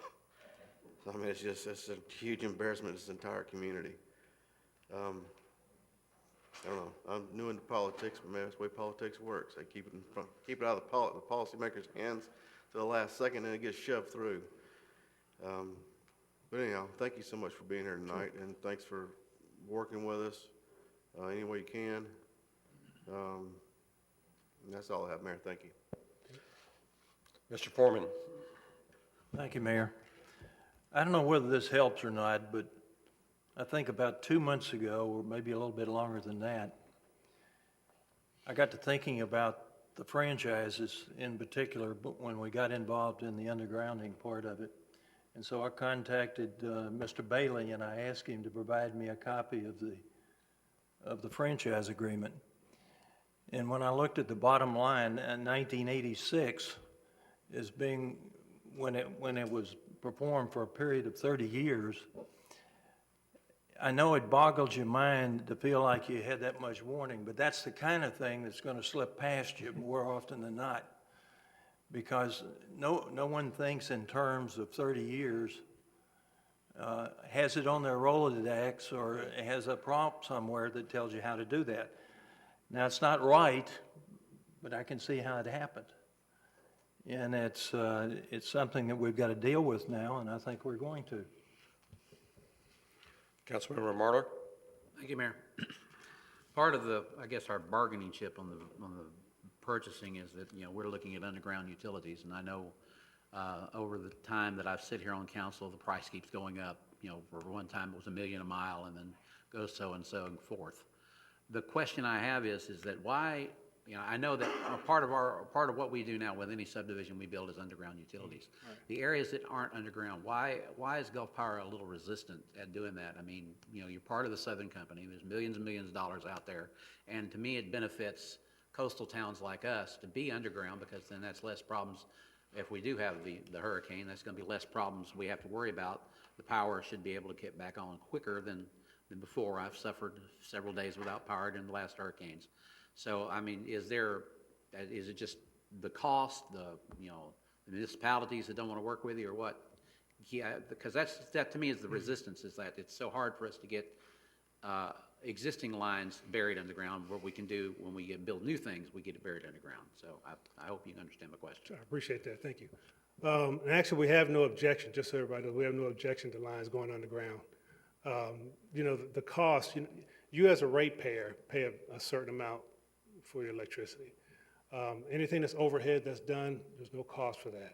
I mean, if it's, a cost and aid to construction where we have to extend a line, there's not enough customers feeding off that line, then that's a different situation. But for the most part, if it's an overhead facility or an overhead line that needs to be pulled, there's no additional cost for that. That's what's built into the franchise. That's what's built into the rate base. When it's underground, then that's primarily a developer or owner that wants those facilities underground. And therefore, the other ratepayers shouldn't have to subsidize that. So it's an individual situation. Even on subdivisions, if a subdivision wants to go underground, there's 3 different options to where they can do all the work. We can do all the work. They can do the work as far as providing the conduit. We can provide the conduit, and those are broken down in 3 different rate costs. So when that's done, then that affords that developer an opportunity to save money on installation. So, but as far as everything going underground, like I said, it's just a cost that's going to have to be borne by the individual entity, as opposed to all the ratepayers paying for it. Well, I mean, I understand the entity problem, but I'm sorry, as a whole, each person pays their power bill, and I know, like I said, new subdivisions are underground versus subdivisions like I live in, which is above ground line. But I mean, it's just like your main power that runs right down 98, right, and the power and the all of that. Why is that such a hard part for the burden to be put back up on us instead of? It benefits you because it's going to cost y'all less money in the long run. If we have a catastrophic category 4 or 5 hurricane here, then everything's gone, pretty much. And I guess at that time you would have no choice than to go underground. But I mean, preventative to me, it's preventative to try to take the mains underground all the way across. Yeah, and like I said, it's an associated cost. Now some views. I mean, I live in an underground utility subdivision. But the cost is still there to do that. When you talk about repair, if you got to repair an overhead line, you can see where the issue is, you can see where the problem is. If there's a tree on the line, if the line's broke, if there's an animal on a transformer or something like that, you can get to that real quick and make that repair. With underground, you got to determine where the fault is. Then you got to dig a hole to dig that fault up, make that repair, so that's additional time. Now, with that being said, we have done some other things in our system and went to a complete conduit system to where all our lines, instead of them being direct buried, they're now installed in concrete, in conduit, Schedule 40 conduit. The main drag was going to be done, that would have to be in the concrete base because, there's a lot of digging that goes on along Highway 98 and unfortunately, backhoes and shovels are a little stronger and can break that conduit as opposed to it being a concrete duct bank that would be required to be in. So, yeah, it's just still the associated cost with it. you know, you can determine, there's even been studies of power being buried from the Destin Bridge all the way to Destin. I mean, that's been done as well. And so we've come back with some prices on that. But here again, it's not something that we're opposed to doing. It's just that, you know, Gulf Power as an entity, you know, we just don't pay for those type undergroundings. Gentlemen, could you stay with us for a little longer? I'd like to call for a break, and we'll come back in 10 minutes. That'll be 8 o'clock, and we'll resume. Give us a little time to think and get back on our feet, too. Okay. Thank you. All right, very good. Thank you.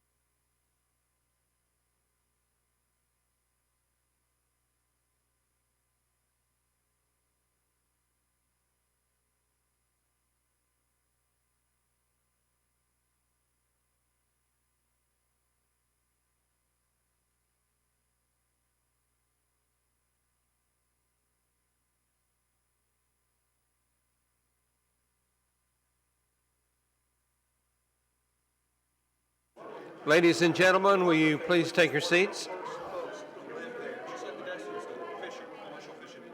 Ed Parker was probably about 25 years older than my father, but he was a commercial fisherman over there, and my father thought really well of him. So they were thinking about a name that was not Dewey. They were going to use Dewey, but Dewey the third. I'd like to bring the meeting back to order.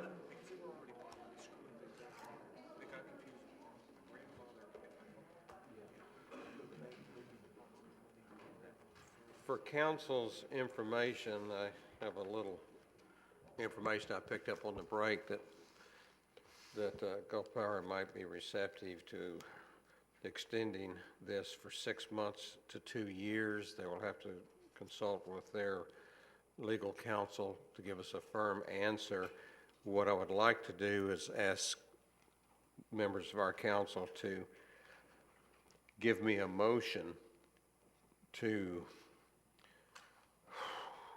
Jerry, you're going to probably have to help me with this, but basically the motion would be to have the city of Destin ask for a renewal for 6 months to the 2 year based on the time frame that Gulf Power is willing to give us. Our new attorney, Mr. Wright, will negotiate with them. If at Thursday evening they have not delivered to us or come to some agreement with us, then we would send the letter canceling the franchise and ensuring our right to purchase will stay in effect. Help me out. Hi, Mr. Mayor, thank you. You were doing great till you said canceling the franchise. You don't want to cancel the franchise. I'm going to Paris. Just exercise the option. Exercise the option. If we don't get the... Thank you. Those were the words I was looking for. Yes, sir. If we don't get the extension worked out, but I have talked with Mr. Johnson, I have every confidence we'll get an extension worked out by midday Thursday. Yes, Mr. Johnson's been most gracious, and we appreciate Gulf Power is willing to work with us. If you've contracted them to more than they're willing to do, though, you've got the problem, not us. Do you need that in Do form you of a need that motion, in Mayor? form of a I motion? need that in the form of a motion. Yeah, I'll go ahead and make the motion that we authorize our legal counsel to engage Gulf Power in a up to 6 month extension, and to 6 months to 2 years. Okay. And that we get them to report back to us whether or not that was successful, and if not, then go ahead and send a letter to Gulf Power informing them that we are want to look at the possibility of purchasing the system, even though we know we probably won't. So I'll second that motion, Mayor. Mr. Marlar seconds. Mr. Dixon, very well said. Discussion? Mr. Braden? Mayor, I think Mr. Miller Well, has... I just wanted to make sure we had a little conditional, we had some conditional statements there in the motion that I think loosened the intent. Are you satisfied with that content, just so we make sure? Well, there was a bring it back to us in there. Well, the way I understand it is we're going to work with Gulf over the next couple of days to get an extension of the existing franchise as is, with the proviso that you would still retain the option to buy the system. And that extension would last for 6 to 24 months, depending on what we're able to work out. It looks like it's going to be 6, but we'll see about that. If we don't get that extension done, then we will send a letter. The city of Destin would send a letter to Gulf notifying them of the city's intent to exercise the purchase option that's in the present franchise. Did that solve your conditionality problem, Mr. that's Miller? pretty much what I said. I thought it was, but Yeah, when I'm being interrogated by a lawyer, I want to make real sure. Yeah, I'm not a lawyer, but that's pretty much what I said. The second still stands. Ray, you think you can get that into writing? Thank you, sir. The only thing that I wanted to make sure of is that we're informed whether or not this thing is going to be extended or whatever as soon as possible, so.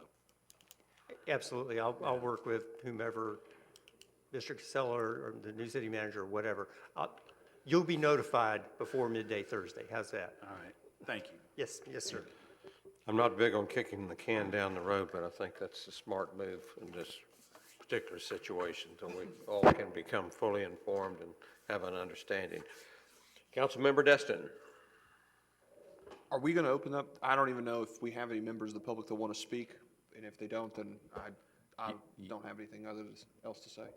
Yes. We'll open this for discussion. Any members of the audience who would like to speak?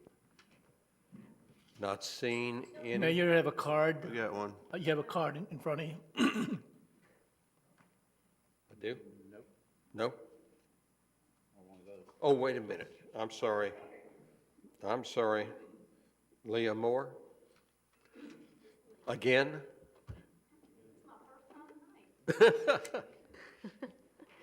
Thank you. It's Lee Moore, and representing Howard Group, 585 Grand Boulevard, Suite 201, Miramar Beach, Florida. There were some emails flying around today, and so unfortunately, I need to get up and clarify some things tonight. And some people in the audience may not know about this, but I know you all got the email or emails. It's no secret that we have a keen interest in undergrounding utilities in Destin. We've made our interest in it and our focus on it very clear. One-on-one conversations, public meetings, many times. We do feel it's a critical component. Excuse me. I'll let you speak a little later, but try to keep it just on this motion for right now, if you would, please. I'm leading to that. Thank you. Because of the claims made in the email today. So we feel like it's critical for the city. There was some question about our meetings with Gulf Power that came up today, and this does lead to this renewal. We originally started talks with Gulf Power and others due to the 6-laning project, because that's a great time to underground utilities when you're doing a roadway improvement project. At the time, there were 2 counties and 1 city involved in the entire stretch of the project, and it does start at Tangomar Drive, by the way, not at Grand Boulevard. We did this because we weren't aware of anyone in the local governments doing that, pursuing that research and information. So we felt it was important enough to take it on. Our intent was to get an idea of the potential cost of the project and also explore potential funding options.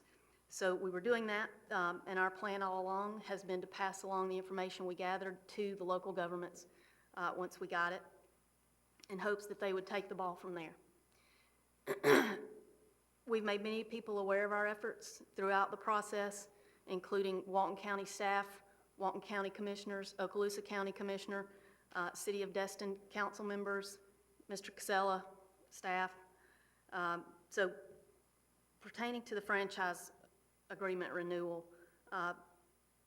we make suggestions to the city in conversations with Mr. Casella, city council members, in public meetings, other staff members, all the time, just like a lot of citizens do.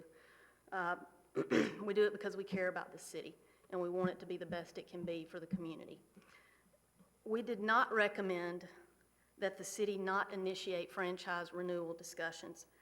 We suggested that the city not renew the franchise agreement before fully vetting its impact that it could have on potential undergrounding projects, or the possibility of increasing the franchise fee as a potential source of funding for undergrounding. We also recommended that the city could consider going to some type of extended agreement. At the time, we thought month to month. We hadn't really looked into it fully. Arrangement until these issues could be resolved if they weren't by the May expiration. These suggestions were sent to Mr. Casella at his city email address back in early March. We did not recommend that no action be taken on the franchise agreement or that no discussions be started, certainly not internally with the city, within the city, about the expiration that was approaching. And we certainly wouldn't have expected it to be brought to you for the first time 10 days before that expiration. In addition, we informed Mr. Casella many weeks ago, a few months, that our talks with Gulf Power had come to a close at that point, and that we recommended he submit a request for a binding estimate to Gulf Power for a project to underground the utilities along Harbor Boulevard. So we wanted to set the record straight because of the information that was disseminated today. And unfortunately, at the last minute, you guys are in this situation. It's not just you guys, you're representing the entire community, and this is really important, really critical. So we just hope for the best outcome possible for the city, and it sounds like you're moving in that direction tonight. Thank you. Thank you. No further discussion from the audience. Council?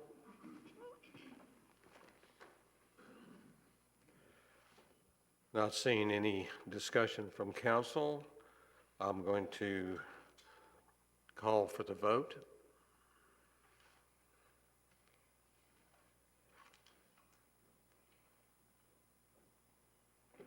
We have a unanimous yes vote, and I thank all of you for coming in and helping us do this tonight.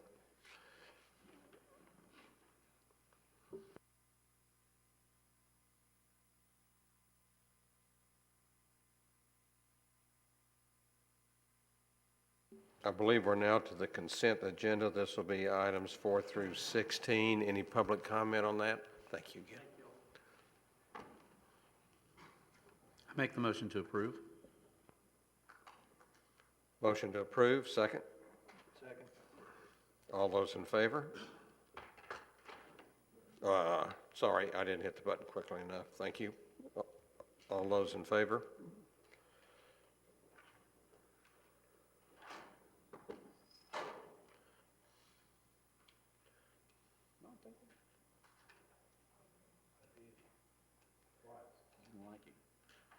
Unanimous vote yes, and I'm assuming that was for consent agenda item 4, correct? Yes.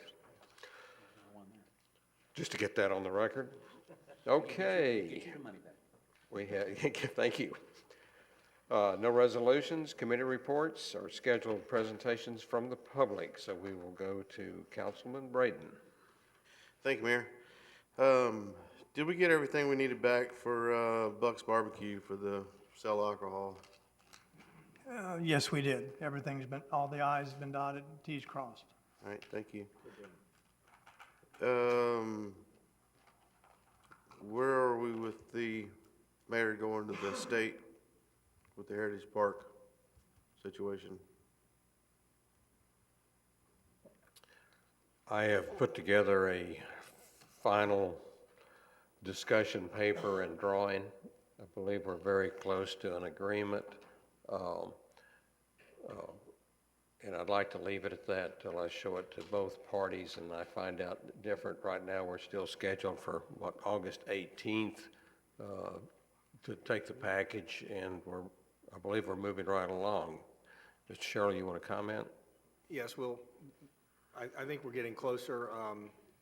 Within the next few weeks, we'll be scheduling a meeting to go in and meet with FCT staff, and depending on their reaction to it, then we'll go ahead and complete the package and submit that and have it scheduled for the August meeting of the Board of Trustees of Florida Communities Trust. So they will not get it till August? They only meet quarterly, and they I don't know if they had a May meeting or not, but they have a mid-May meeting, and then the next meeting isn't until August. We have to meet with staff. We have to submit a package 30 days out after that, and so it's meeting only 4 times a year. It's pushing it down the road. However, my understanding is even if we get an agreement, we cannot start physical construction until we get the grant in the bank. Is that? Well, how far are we off for that? That should happen in October, September timeframe. We're not really in control of when the funds will arrive, but that's when we're estimating.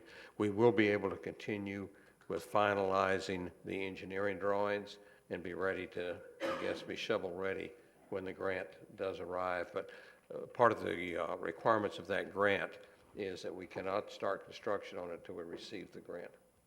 Okay, thank you. It's not part of the negotiations. It's strictly the grant folks that will be holding the physical start date up if we all reach an agreement. Okay, thank you, Mayor. In that, the emails that was going around, Mr. Casella, it says that, you was requested not to initiate the franchise renewal discussion. Who was that asked you that, or how'd that come about? As I said in the email, and I don't have the email in front of me, but it was not to renew the franchise until we could incorporate the undergrounding of the electrics into that thought process. Is that something the council did? Was I not here on that, or, No, that was not a council direction. so who was directing you not to initiate? It wasn't directed, that was part of the strategy from the undergrounding meetings that they were having. The Howard Group, as Lee said, was having with Gulf Power relating to undergrounding the electrics. Okay, thank you.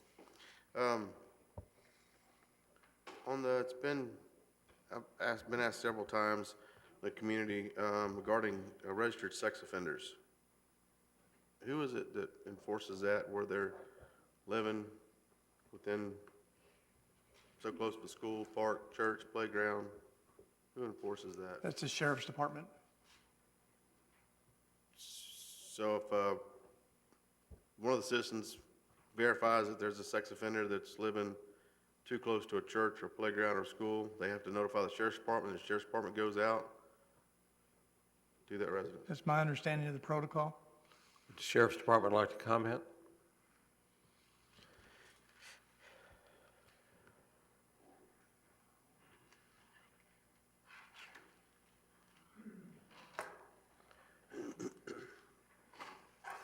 We do regular address verifications on registered sex offenders. Anytime we get a report that one is moved into an area that they should not be, then that would prompt another check. I got you. Okay. That's just been a huge concern here recently with. If you've got some information, if you want to meet me or get with me afterwards, we can. I don't have any here tonight, but I can. Just get it to me. I just didn't know who to call, or who enforced that, if it's something the city looked at, or if it's just basically an individual on their own, or if y'all actually, like you said, kind of do a random every once in a while. It's actually an additional duty of our school resource officers. They've got a group that they go out just about daily and do checks. I got you. Great. Thank you so much. Mayor, Appreciate can it. I address one thing on what Mr. Braden's saying?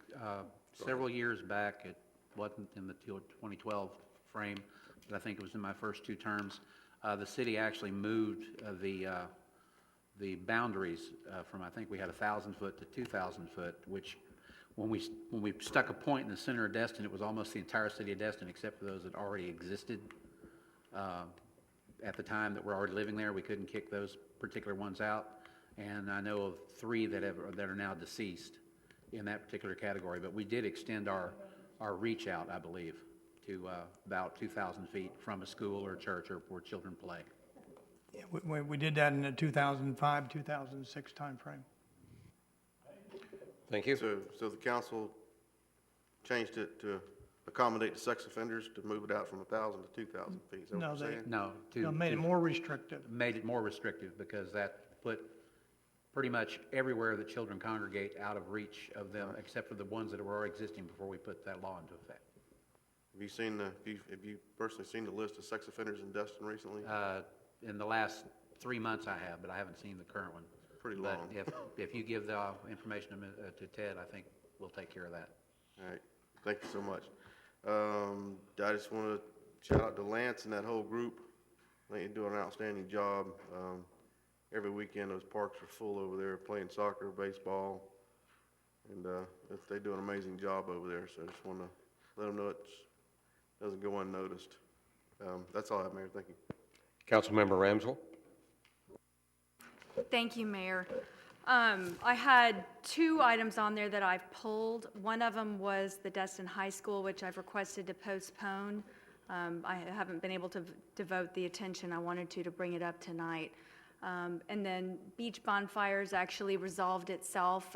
Thank you to Mr. Crawl, who actually sent us an email and said that they decided not to go on with that. I know we'd all received quite a few responses and concerns regarding the bonfires and the effect on the sea turtles and such. So that's why those two are pulled.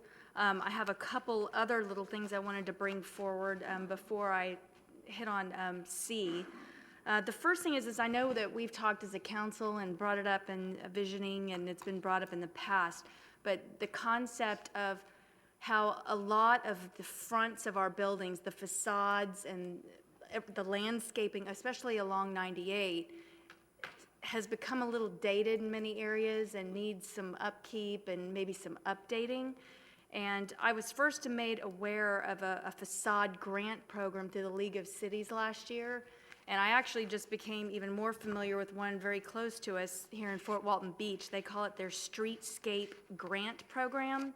And I thought that might be something that we could look at. And it's essentially a program where they have grants that provide 50% of the cost. The owner provides the other 50%, and it's for improvements made to the exterior of their place of business or their home or wherever area we're targeting.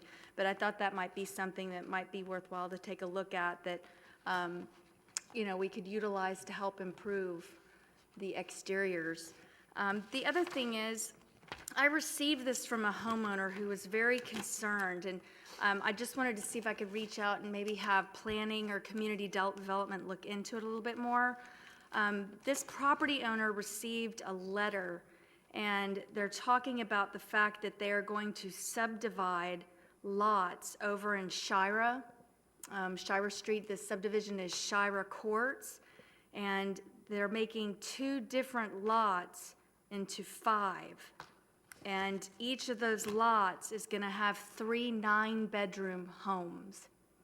And the question was posed to me is how is that possible? And is that something that maybe we should look at as a council in terms of trying to work with community development? I know we've talked a lot about short-term rentals, but obviously putting that many homes on that few lots with 9 bedrooms is indicative of a problem we have. So I'm happy to give this to Ray to make copies and give to you all, but it's certainly, this owner is concerned, and he's an affected resident, and I'm concerned. I don't live over there, and it makes me concerned. So Ray, Mr. Bailey, if you don't mind, if you could at some point, you don't have to do it right now, but at some point, just pass that over to them. Are y'all familiar with this particular area or project, or do you want to shed any light on it, or just look into it and report back? There's a minor replat application. I don't know the details of it. Mr. Grant has been handling it, but I can tell you that they would not be allowed to do anything unless the land development code permits it. So it's, whatever is done will be to code. So. Okay, great, thanks. Yeah, I would appreciate it if maybe you could provide at least me or council with some additional information on how it's possible currently, and I think that'd be helpful. We'd be glad to do that. Thank you. And then the last thing I have on here, Baby Grand at Harbor Walk Village. And I'd like to request, Mr. Miller, you had given me a phone call today with some guidance. Could you explain and repeat that guidance so I can make sure that we're in compatibility with your instruction? I've given each council.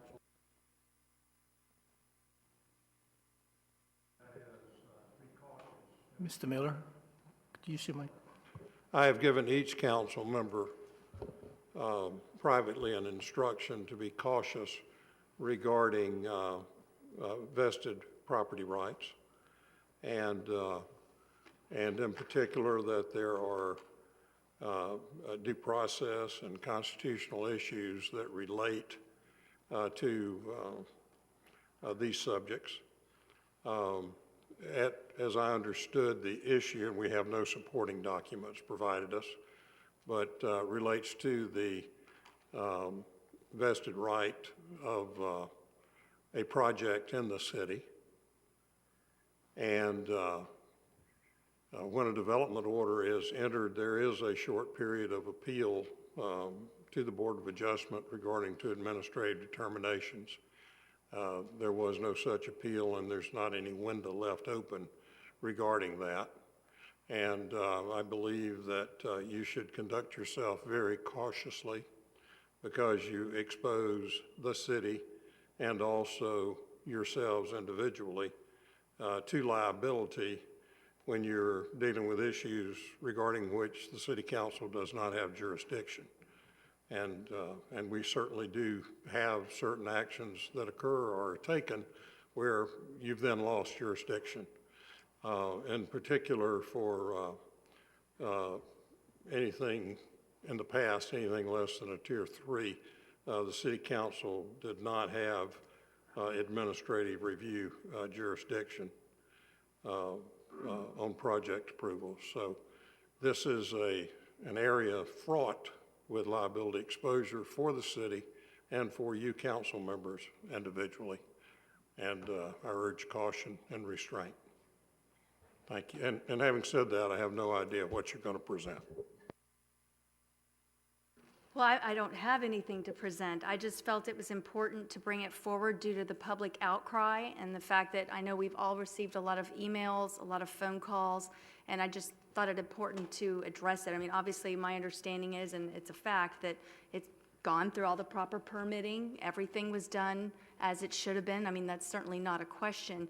But I did want to just acknowledge the fact that certainly lots of the public are very upset. But it is my understanding, and perhaps planning or community development can sort of restate why this is not something we can do. I mean, like I said, my understanding is they've met all the criteria. It's pretty much a done deal.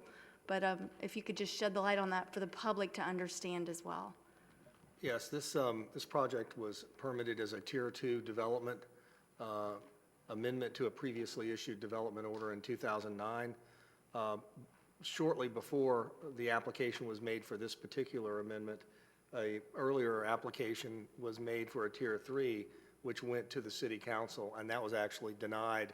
So they redesigned the project, downsized the project, resubmitted the project as a Tier 2, which is even as we speak now, a staff-approved evaluation.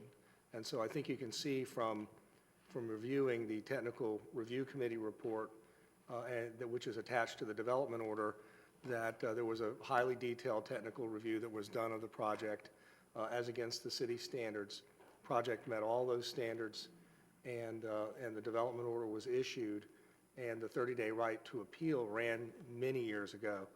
Now, ordinarily, a development order is good for 1 year, subject to a 1-year extension. In this circumstance, since the DO was issued a little bit on the tail end of what a lot of people refer to as a Great Recession, there was a series of extensions that were granted that were provided for both in the City of Destin's local laws in the development order, the Land Development Code, but also as part of state laws that were extended in laws of Florida. And so both of those two different mechanisms were fully taken advantage of by the holder of the development order, and the development order was extended beyond its earlier original 1-year or really 2-year lifespan to what you have today, which I think it expires in December of this year. Is that right? I'm not sure about the expiration date on that. Okay. Well, it has December been 18th. right. December 18th of this year. Right, December 18th of this year. And that was extended progressively over time, and I went back today and looked at the documentation, looked at the laws of Florida, extensions that have been created under state law, and it's all there. So it is something that is a decided issue as to which significant rights have attached now, and were the city to do anything inconsistent with the exercise of those rights, then the city could have major liability. So that's my synopsis. Great, thank you. I just wanted to make sure, because the public, I felt we owed it to them to explain why essentially our hands are tied, not that we would do anything anyway, but the process has been completed as it should in terms of permitting and licensing. Yes, that is correct. Okay, and that's all I have, unless somebody has anything to add, or, Mr. Braden, did you have a comment on Yeah, that? I had a couple questions. On a project like that, is it somewhere in the comp plan, land code or something that, if the applicant puts in for, multiple 8, 10, 12 phases to a project? I mean, does that have to be approved? Is that, We're still working on, there is a bit of a debate about whether or not they're entitled to do phasing, and we're working on that at the staff level.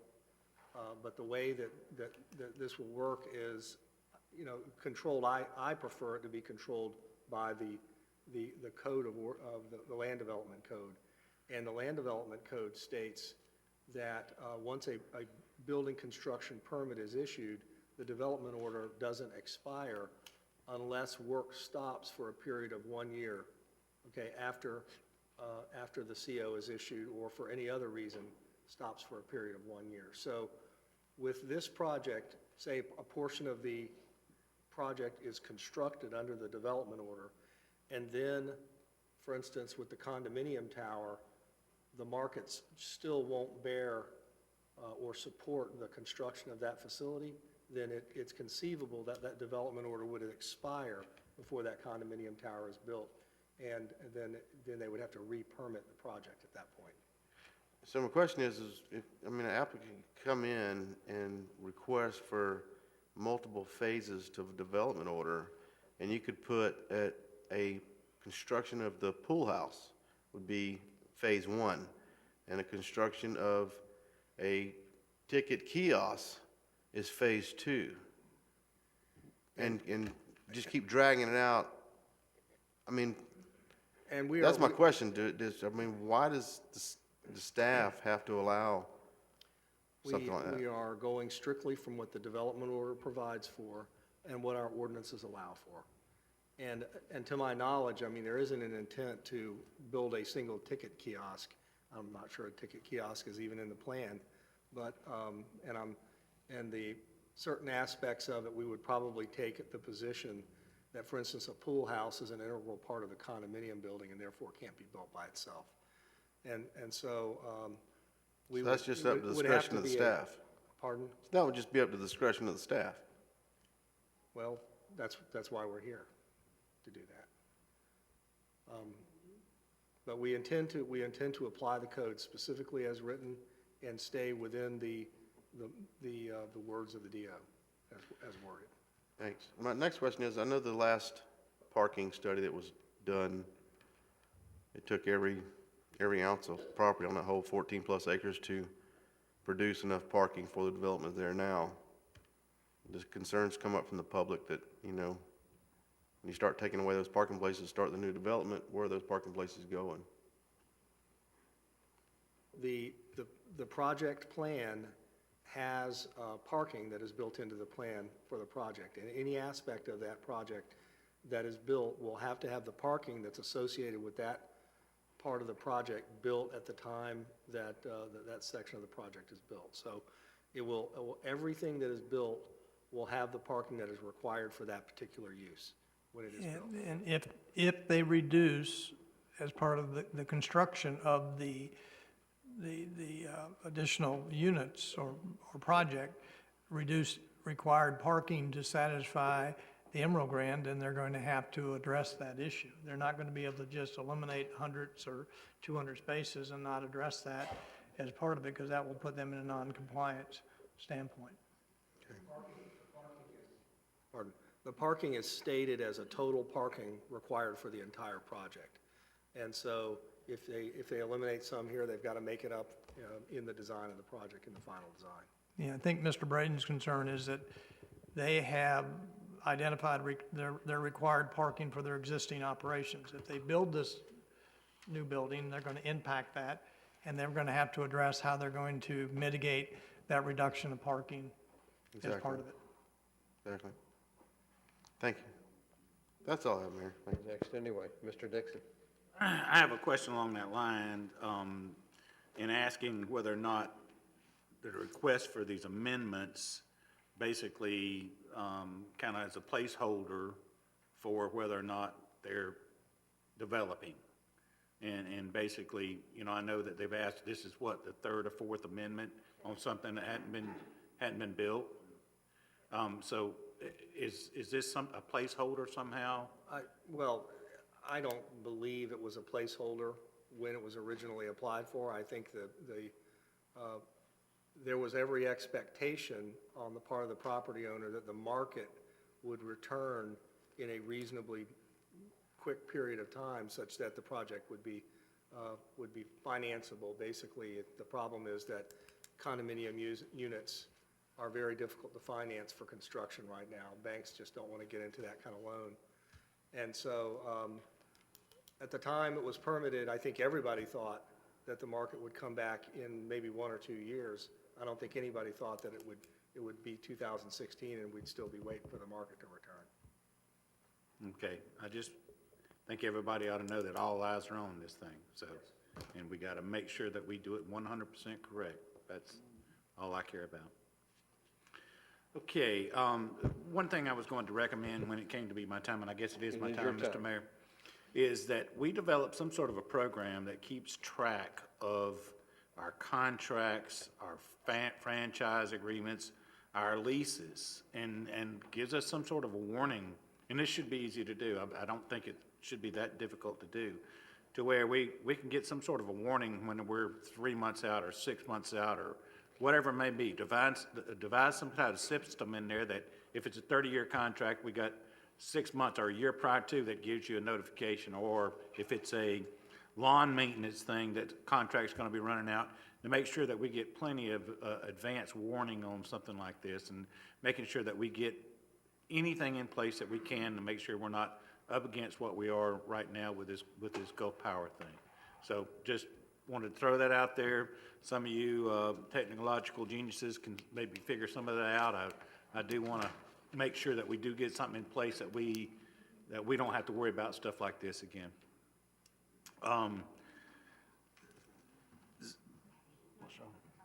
Okay. The Zika virus. I've had a couple of people, especially some elderly people, that have contacted me and wanted to know what the city was doing, or if the city was doing anything extra on the spraying for mosquitoes. And I got to tell you, since the Zika stuff has came out, I used to have a person that come by my house once a month or whatever mean to spray, but I have not seen that spray truck since that virus stuff came out. I think the spray guy's afraid of it. So what we need to do is, if we can, try to figure out what it is we are doing in extra to make sure that we're not, or we're doing everything possible to make sure that we're on top of this. And I want to make sure too that we identify all of the ponds and the, even if they're privately owned ponds, so we can make sure that we do everything possible to not let this get out of hand in Destin. So, does anybody want to speak to that? Karen, you want to address it, and I can address the frequency of the spraying, but. Yeah, I can't talk about the spraying and whatnot, but I was volunteered to be on the Okaloosa County Infectious Disease Committee. So we have met 3 times, and individuals from the health department and a lot of other entities, including military, have been discussing this. So we're all trying to get together and get a game plan together. But we don't really have anything developed at this moment. We're trying to see where we are, what we have in place right now, and so that was the last meeting that we had. I think it was.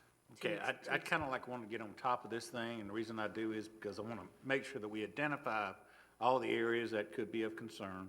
I know we have a lot of waterways that are, or say waterways, ditches within the city limits that hold water 95% of the time, and make sure those are identified, and make sure that we're doing everything possible to, if this thing does get out of hand, that we're doing everything we can, and especially identifying areas that we may not. I live on a small little pond, acre-sized pond, and 90% of the people that work here probably don't even know we have it. So just to make sure that we identify these areas that are prone to have mosquitoes that could spawn this virus, so.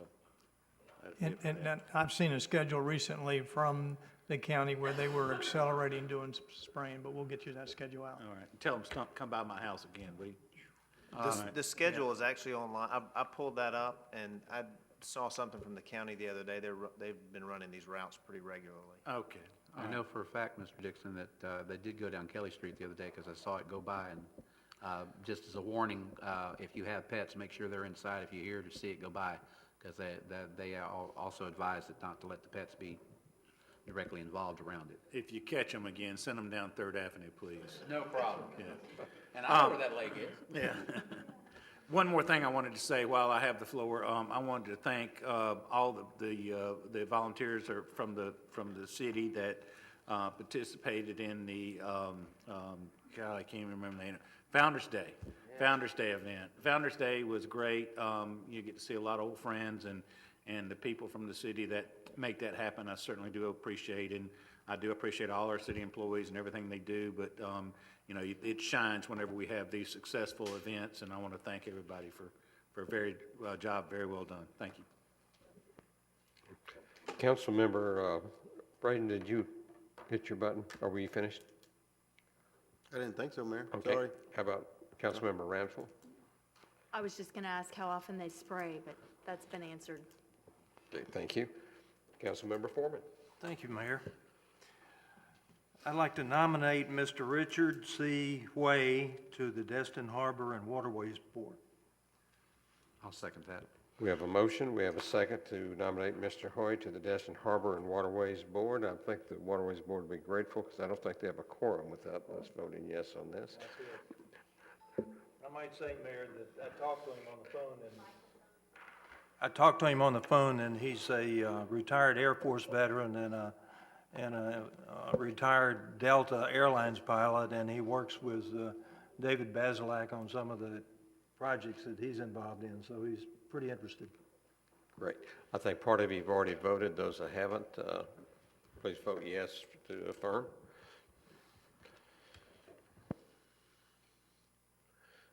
Vote is a unanimous yes. Councilmember Marler.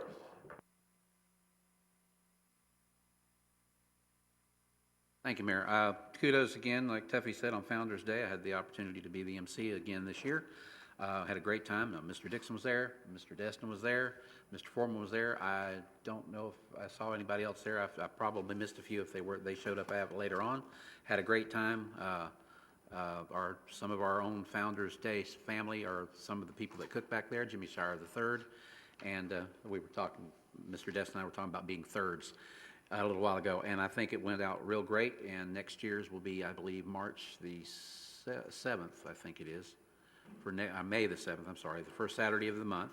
So Founders Day was great. I've met a lot of people we don't see but once or twice a year, kind of like the old family reunions we used to have here back in the 60s and 70s. The only other thing I had is Noriega Point dredging. Mr. Casella, you and I talked about that, because we're now looking I'm looking at maybe 100 foot, maybe 150 feet before that curves in and blocks most of the area. Yeah, it's my understanding that Mr. Campbell filed for the emergency permit last week to be able to do the dredging, and we were seeking the bids, and we anticipate bringing the results of those bids on at your June 6th meeting. You think we can make it that long? Because I don't, I was out in that area yesterday, and it seemed like it was getting closer and closer every day. Yeah, the work will be done as soon as we get the bids in and we can award it. It will be an after-the-fact award on June 6th under the emergency.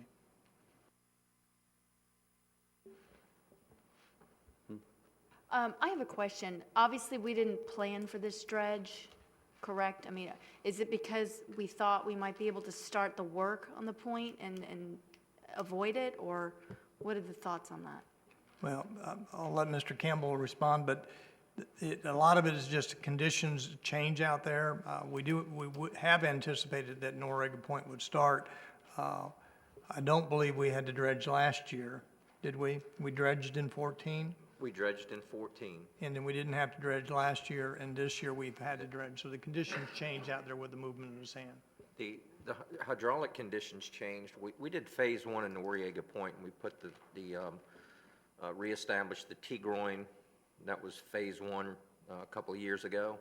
So the conditions have changed, and it's really caused that area to shoal, the point to shoal quite a bit more than we expected it to. As Mr. Casella said, the maintenance exemption was sent off to DEP, and we are sending off the information to get prices from contractors, from dredge contractors. And part of the criteria is going to be timeliness. So we may get lower bids from some folks, but, we're looking at getting someone here fairly quickly.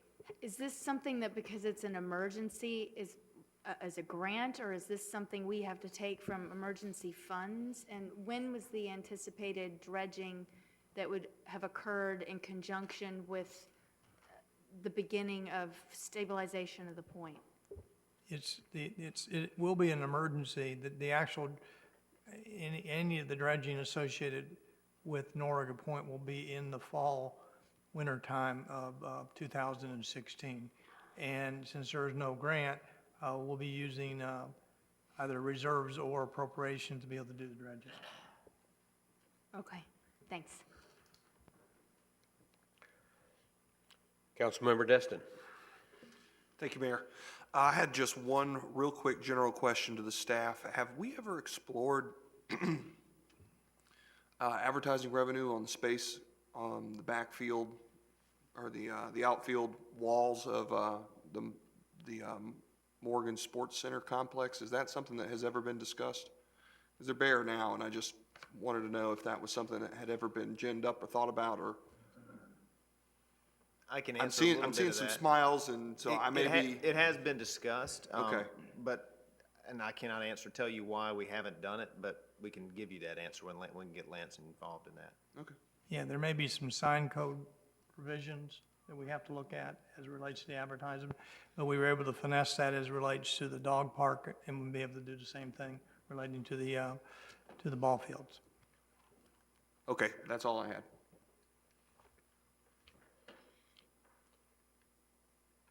I'd like to ask council to approve the interim city manager contract. Whoop, you get Mr. Morgan? Mr. Morgan. Appreciate You're it. so quiet, I missed you down there.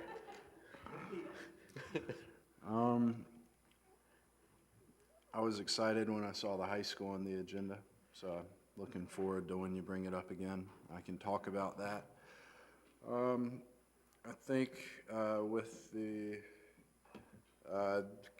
kind of the development of the baby grand, I was out of the loop, so I was unaware that they had that DO. I was, I think, in college at the time. My original reaction from a personal standpoint was, they're going to do what? And I think a lot of the public was a little baffled because of the infrastructure problems we face on that property now or at the base of the bridge. So I would just, like Tuffy, Mr. Dixon, I would urge that everything is done right. What else? That's about it. We had our visioning session, and I really enjoyed that with everyone. And I think at times, it was long, but we're used to long meetings. But I think we've had some really contentious meetings, and I really enjoyed getting feedback from the city staff. I think it was pretty productive. And I think what we realized is that we're going to disagree on some things, but I think we agree on a lot more than than shows up here sometimes. So I really enjoyed it, and looking forward to it. Thanks. Thank you. As per council's instructions, I negotiated a contract.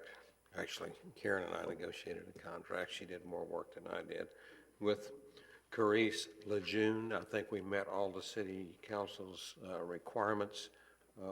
We didn't exceed any numbers that you gave us. She will be arriving Wednesday?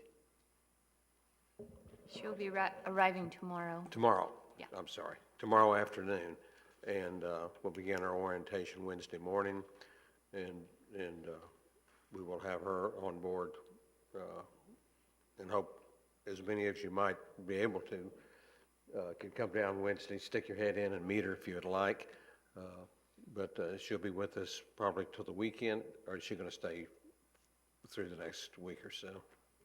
She's staying, as long as we need her, pretty much. Okay. As long as you guys. She's going to take possession As long of as her you guys living approve. quarters Yes, and- as long as council approves. Okay, great. So anyway, I would hope council will be able to get by and meet her and talk with her a little bit, and welcome her to the city. Anything else we need to add to that, other than I need a motion to approve? Yes, we do.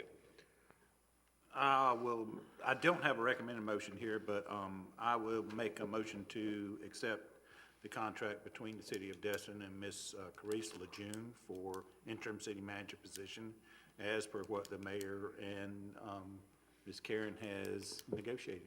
I'll second that. We have a motion, second. Questions? Just a Oh, quick I'm question. sorry, Mayor. Mr. Marlar first. I noticed on the first 2 pages that we in bold used her last name, but did not put her first name at all in there. I'm just wondering, is that a reason for that? The very first paragraph has her first name in it. I know, but the rest of them says where, and I know it states that, but I was just wondering why we just didn't put each name, put her first name each time. That was a typical format that I Okay. was just using, so it wasn't out of any disrespect. I was just using the previous format. It's just funny, I've never seen a contract like that. Any further questions? Any more discussion by council? Call for the vote.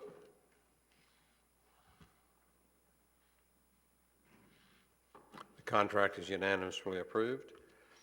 Also been made aware that Okaloosa Walton TPO appointments, we can have 2 primaries and 2 secondaries.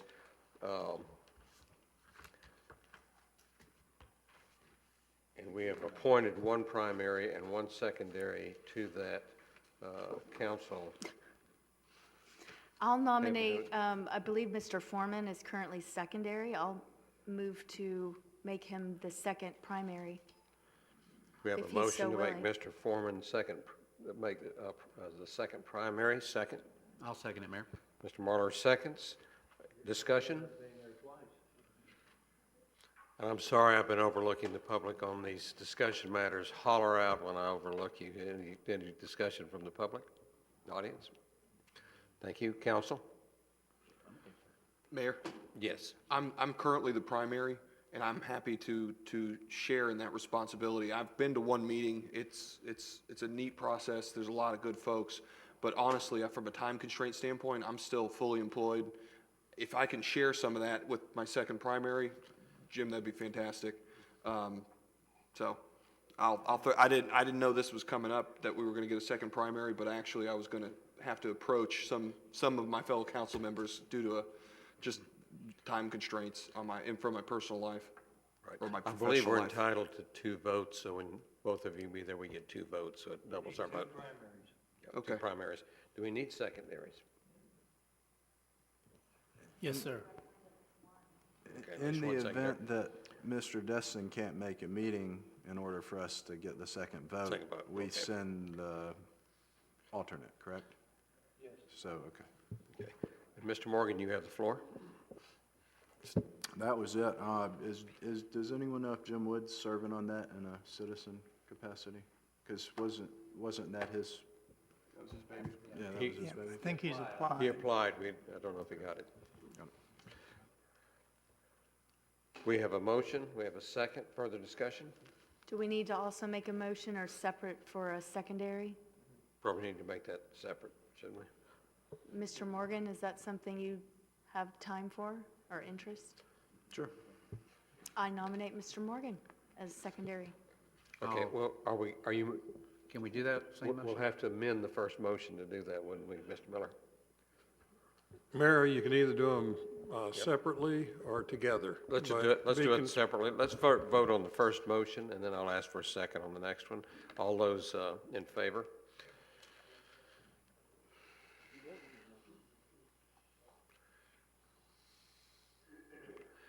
It's unanimous, yes. Councilmember Preble, would you like to make your motion? Sure, I nominate Councilmember Morgan for the secondary position. Do I have I have a motion, I have a second. Further discussion? All those in favor, vote yes. Have a unanimous yes vote. Is the council want another second, or are we just going to, we do need another person nominated? Motion or a volunteer? I'll nominate Tuffy Dixon. Second on that. If you need an alternate to the alternate to the alternate, I'm your man. Okay, I need another volunteer, alternate. I'll volunteer for alternate. You will? Okay, that's what he Okay. was nominating for, as alternate. I'll I have a second that. nomination, I have a second. Discussion. Did we get that on record, Tuffy? Shoot,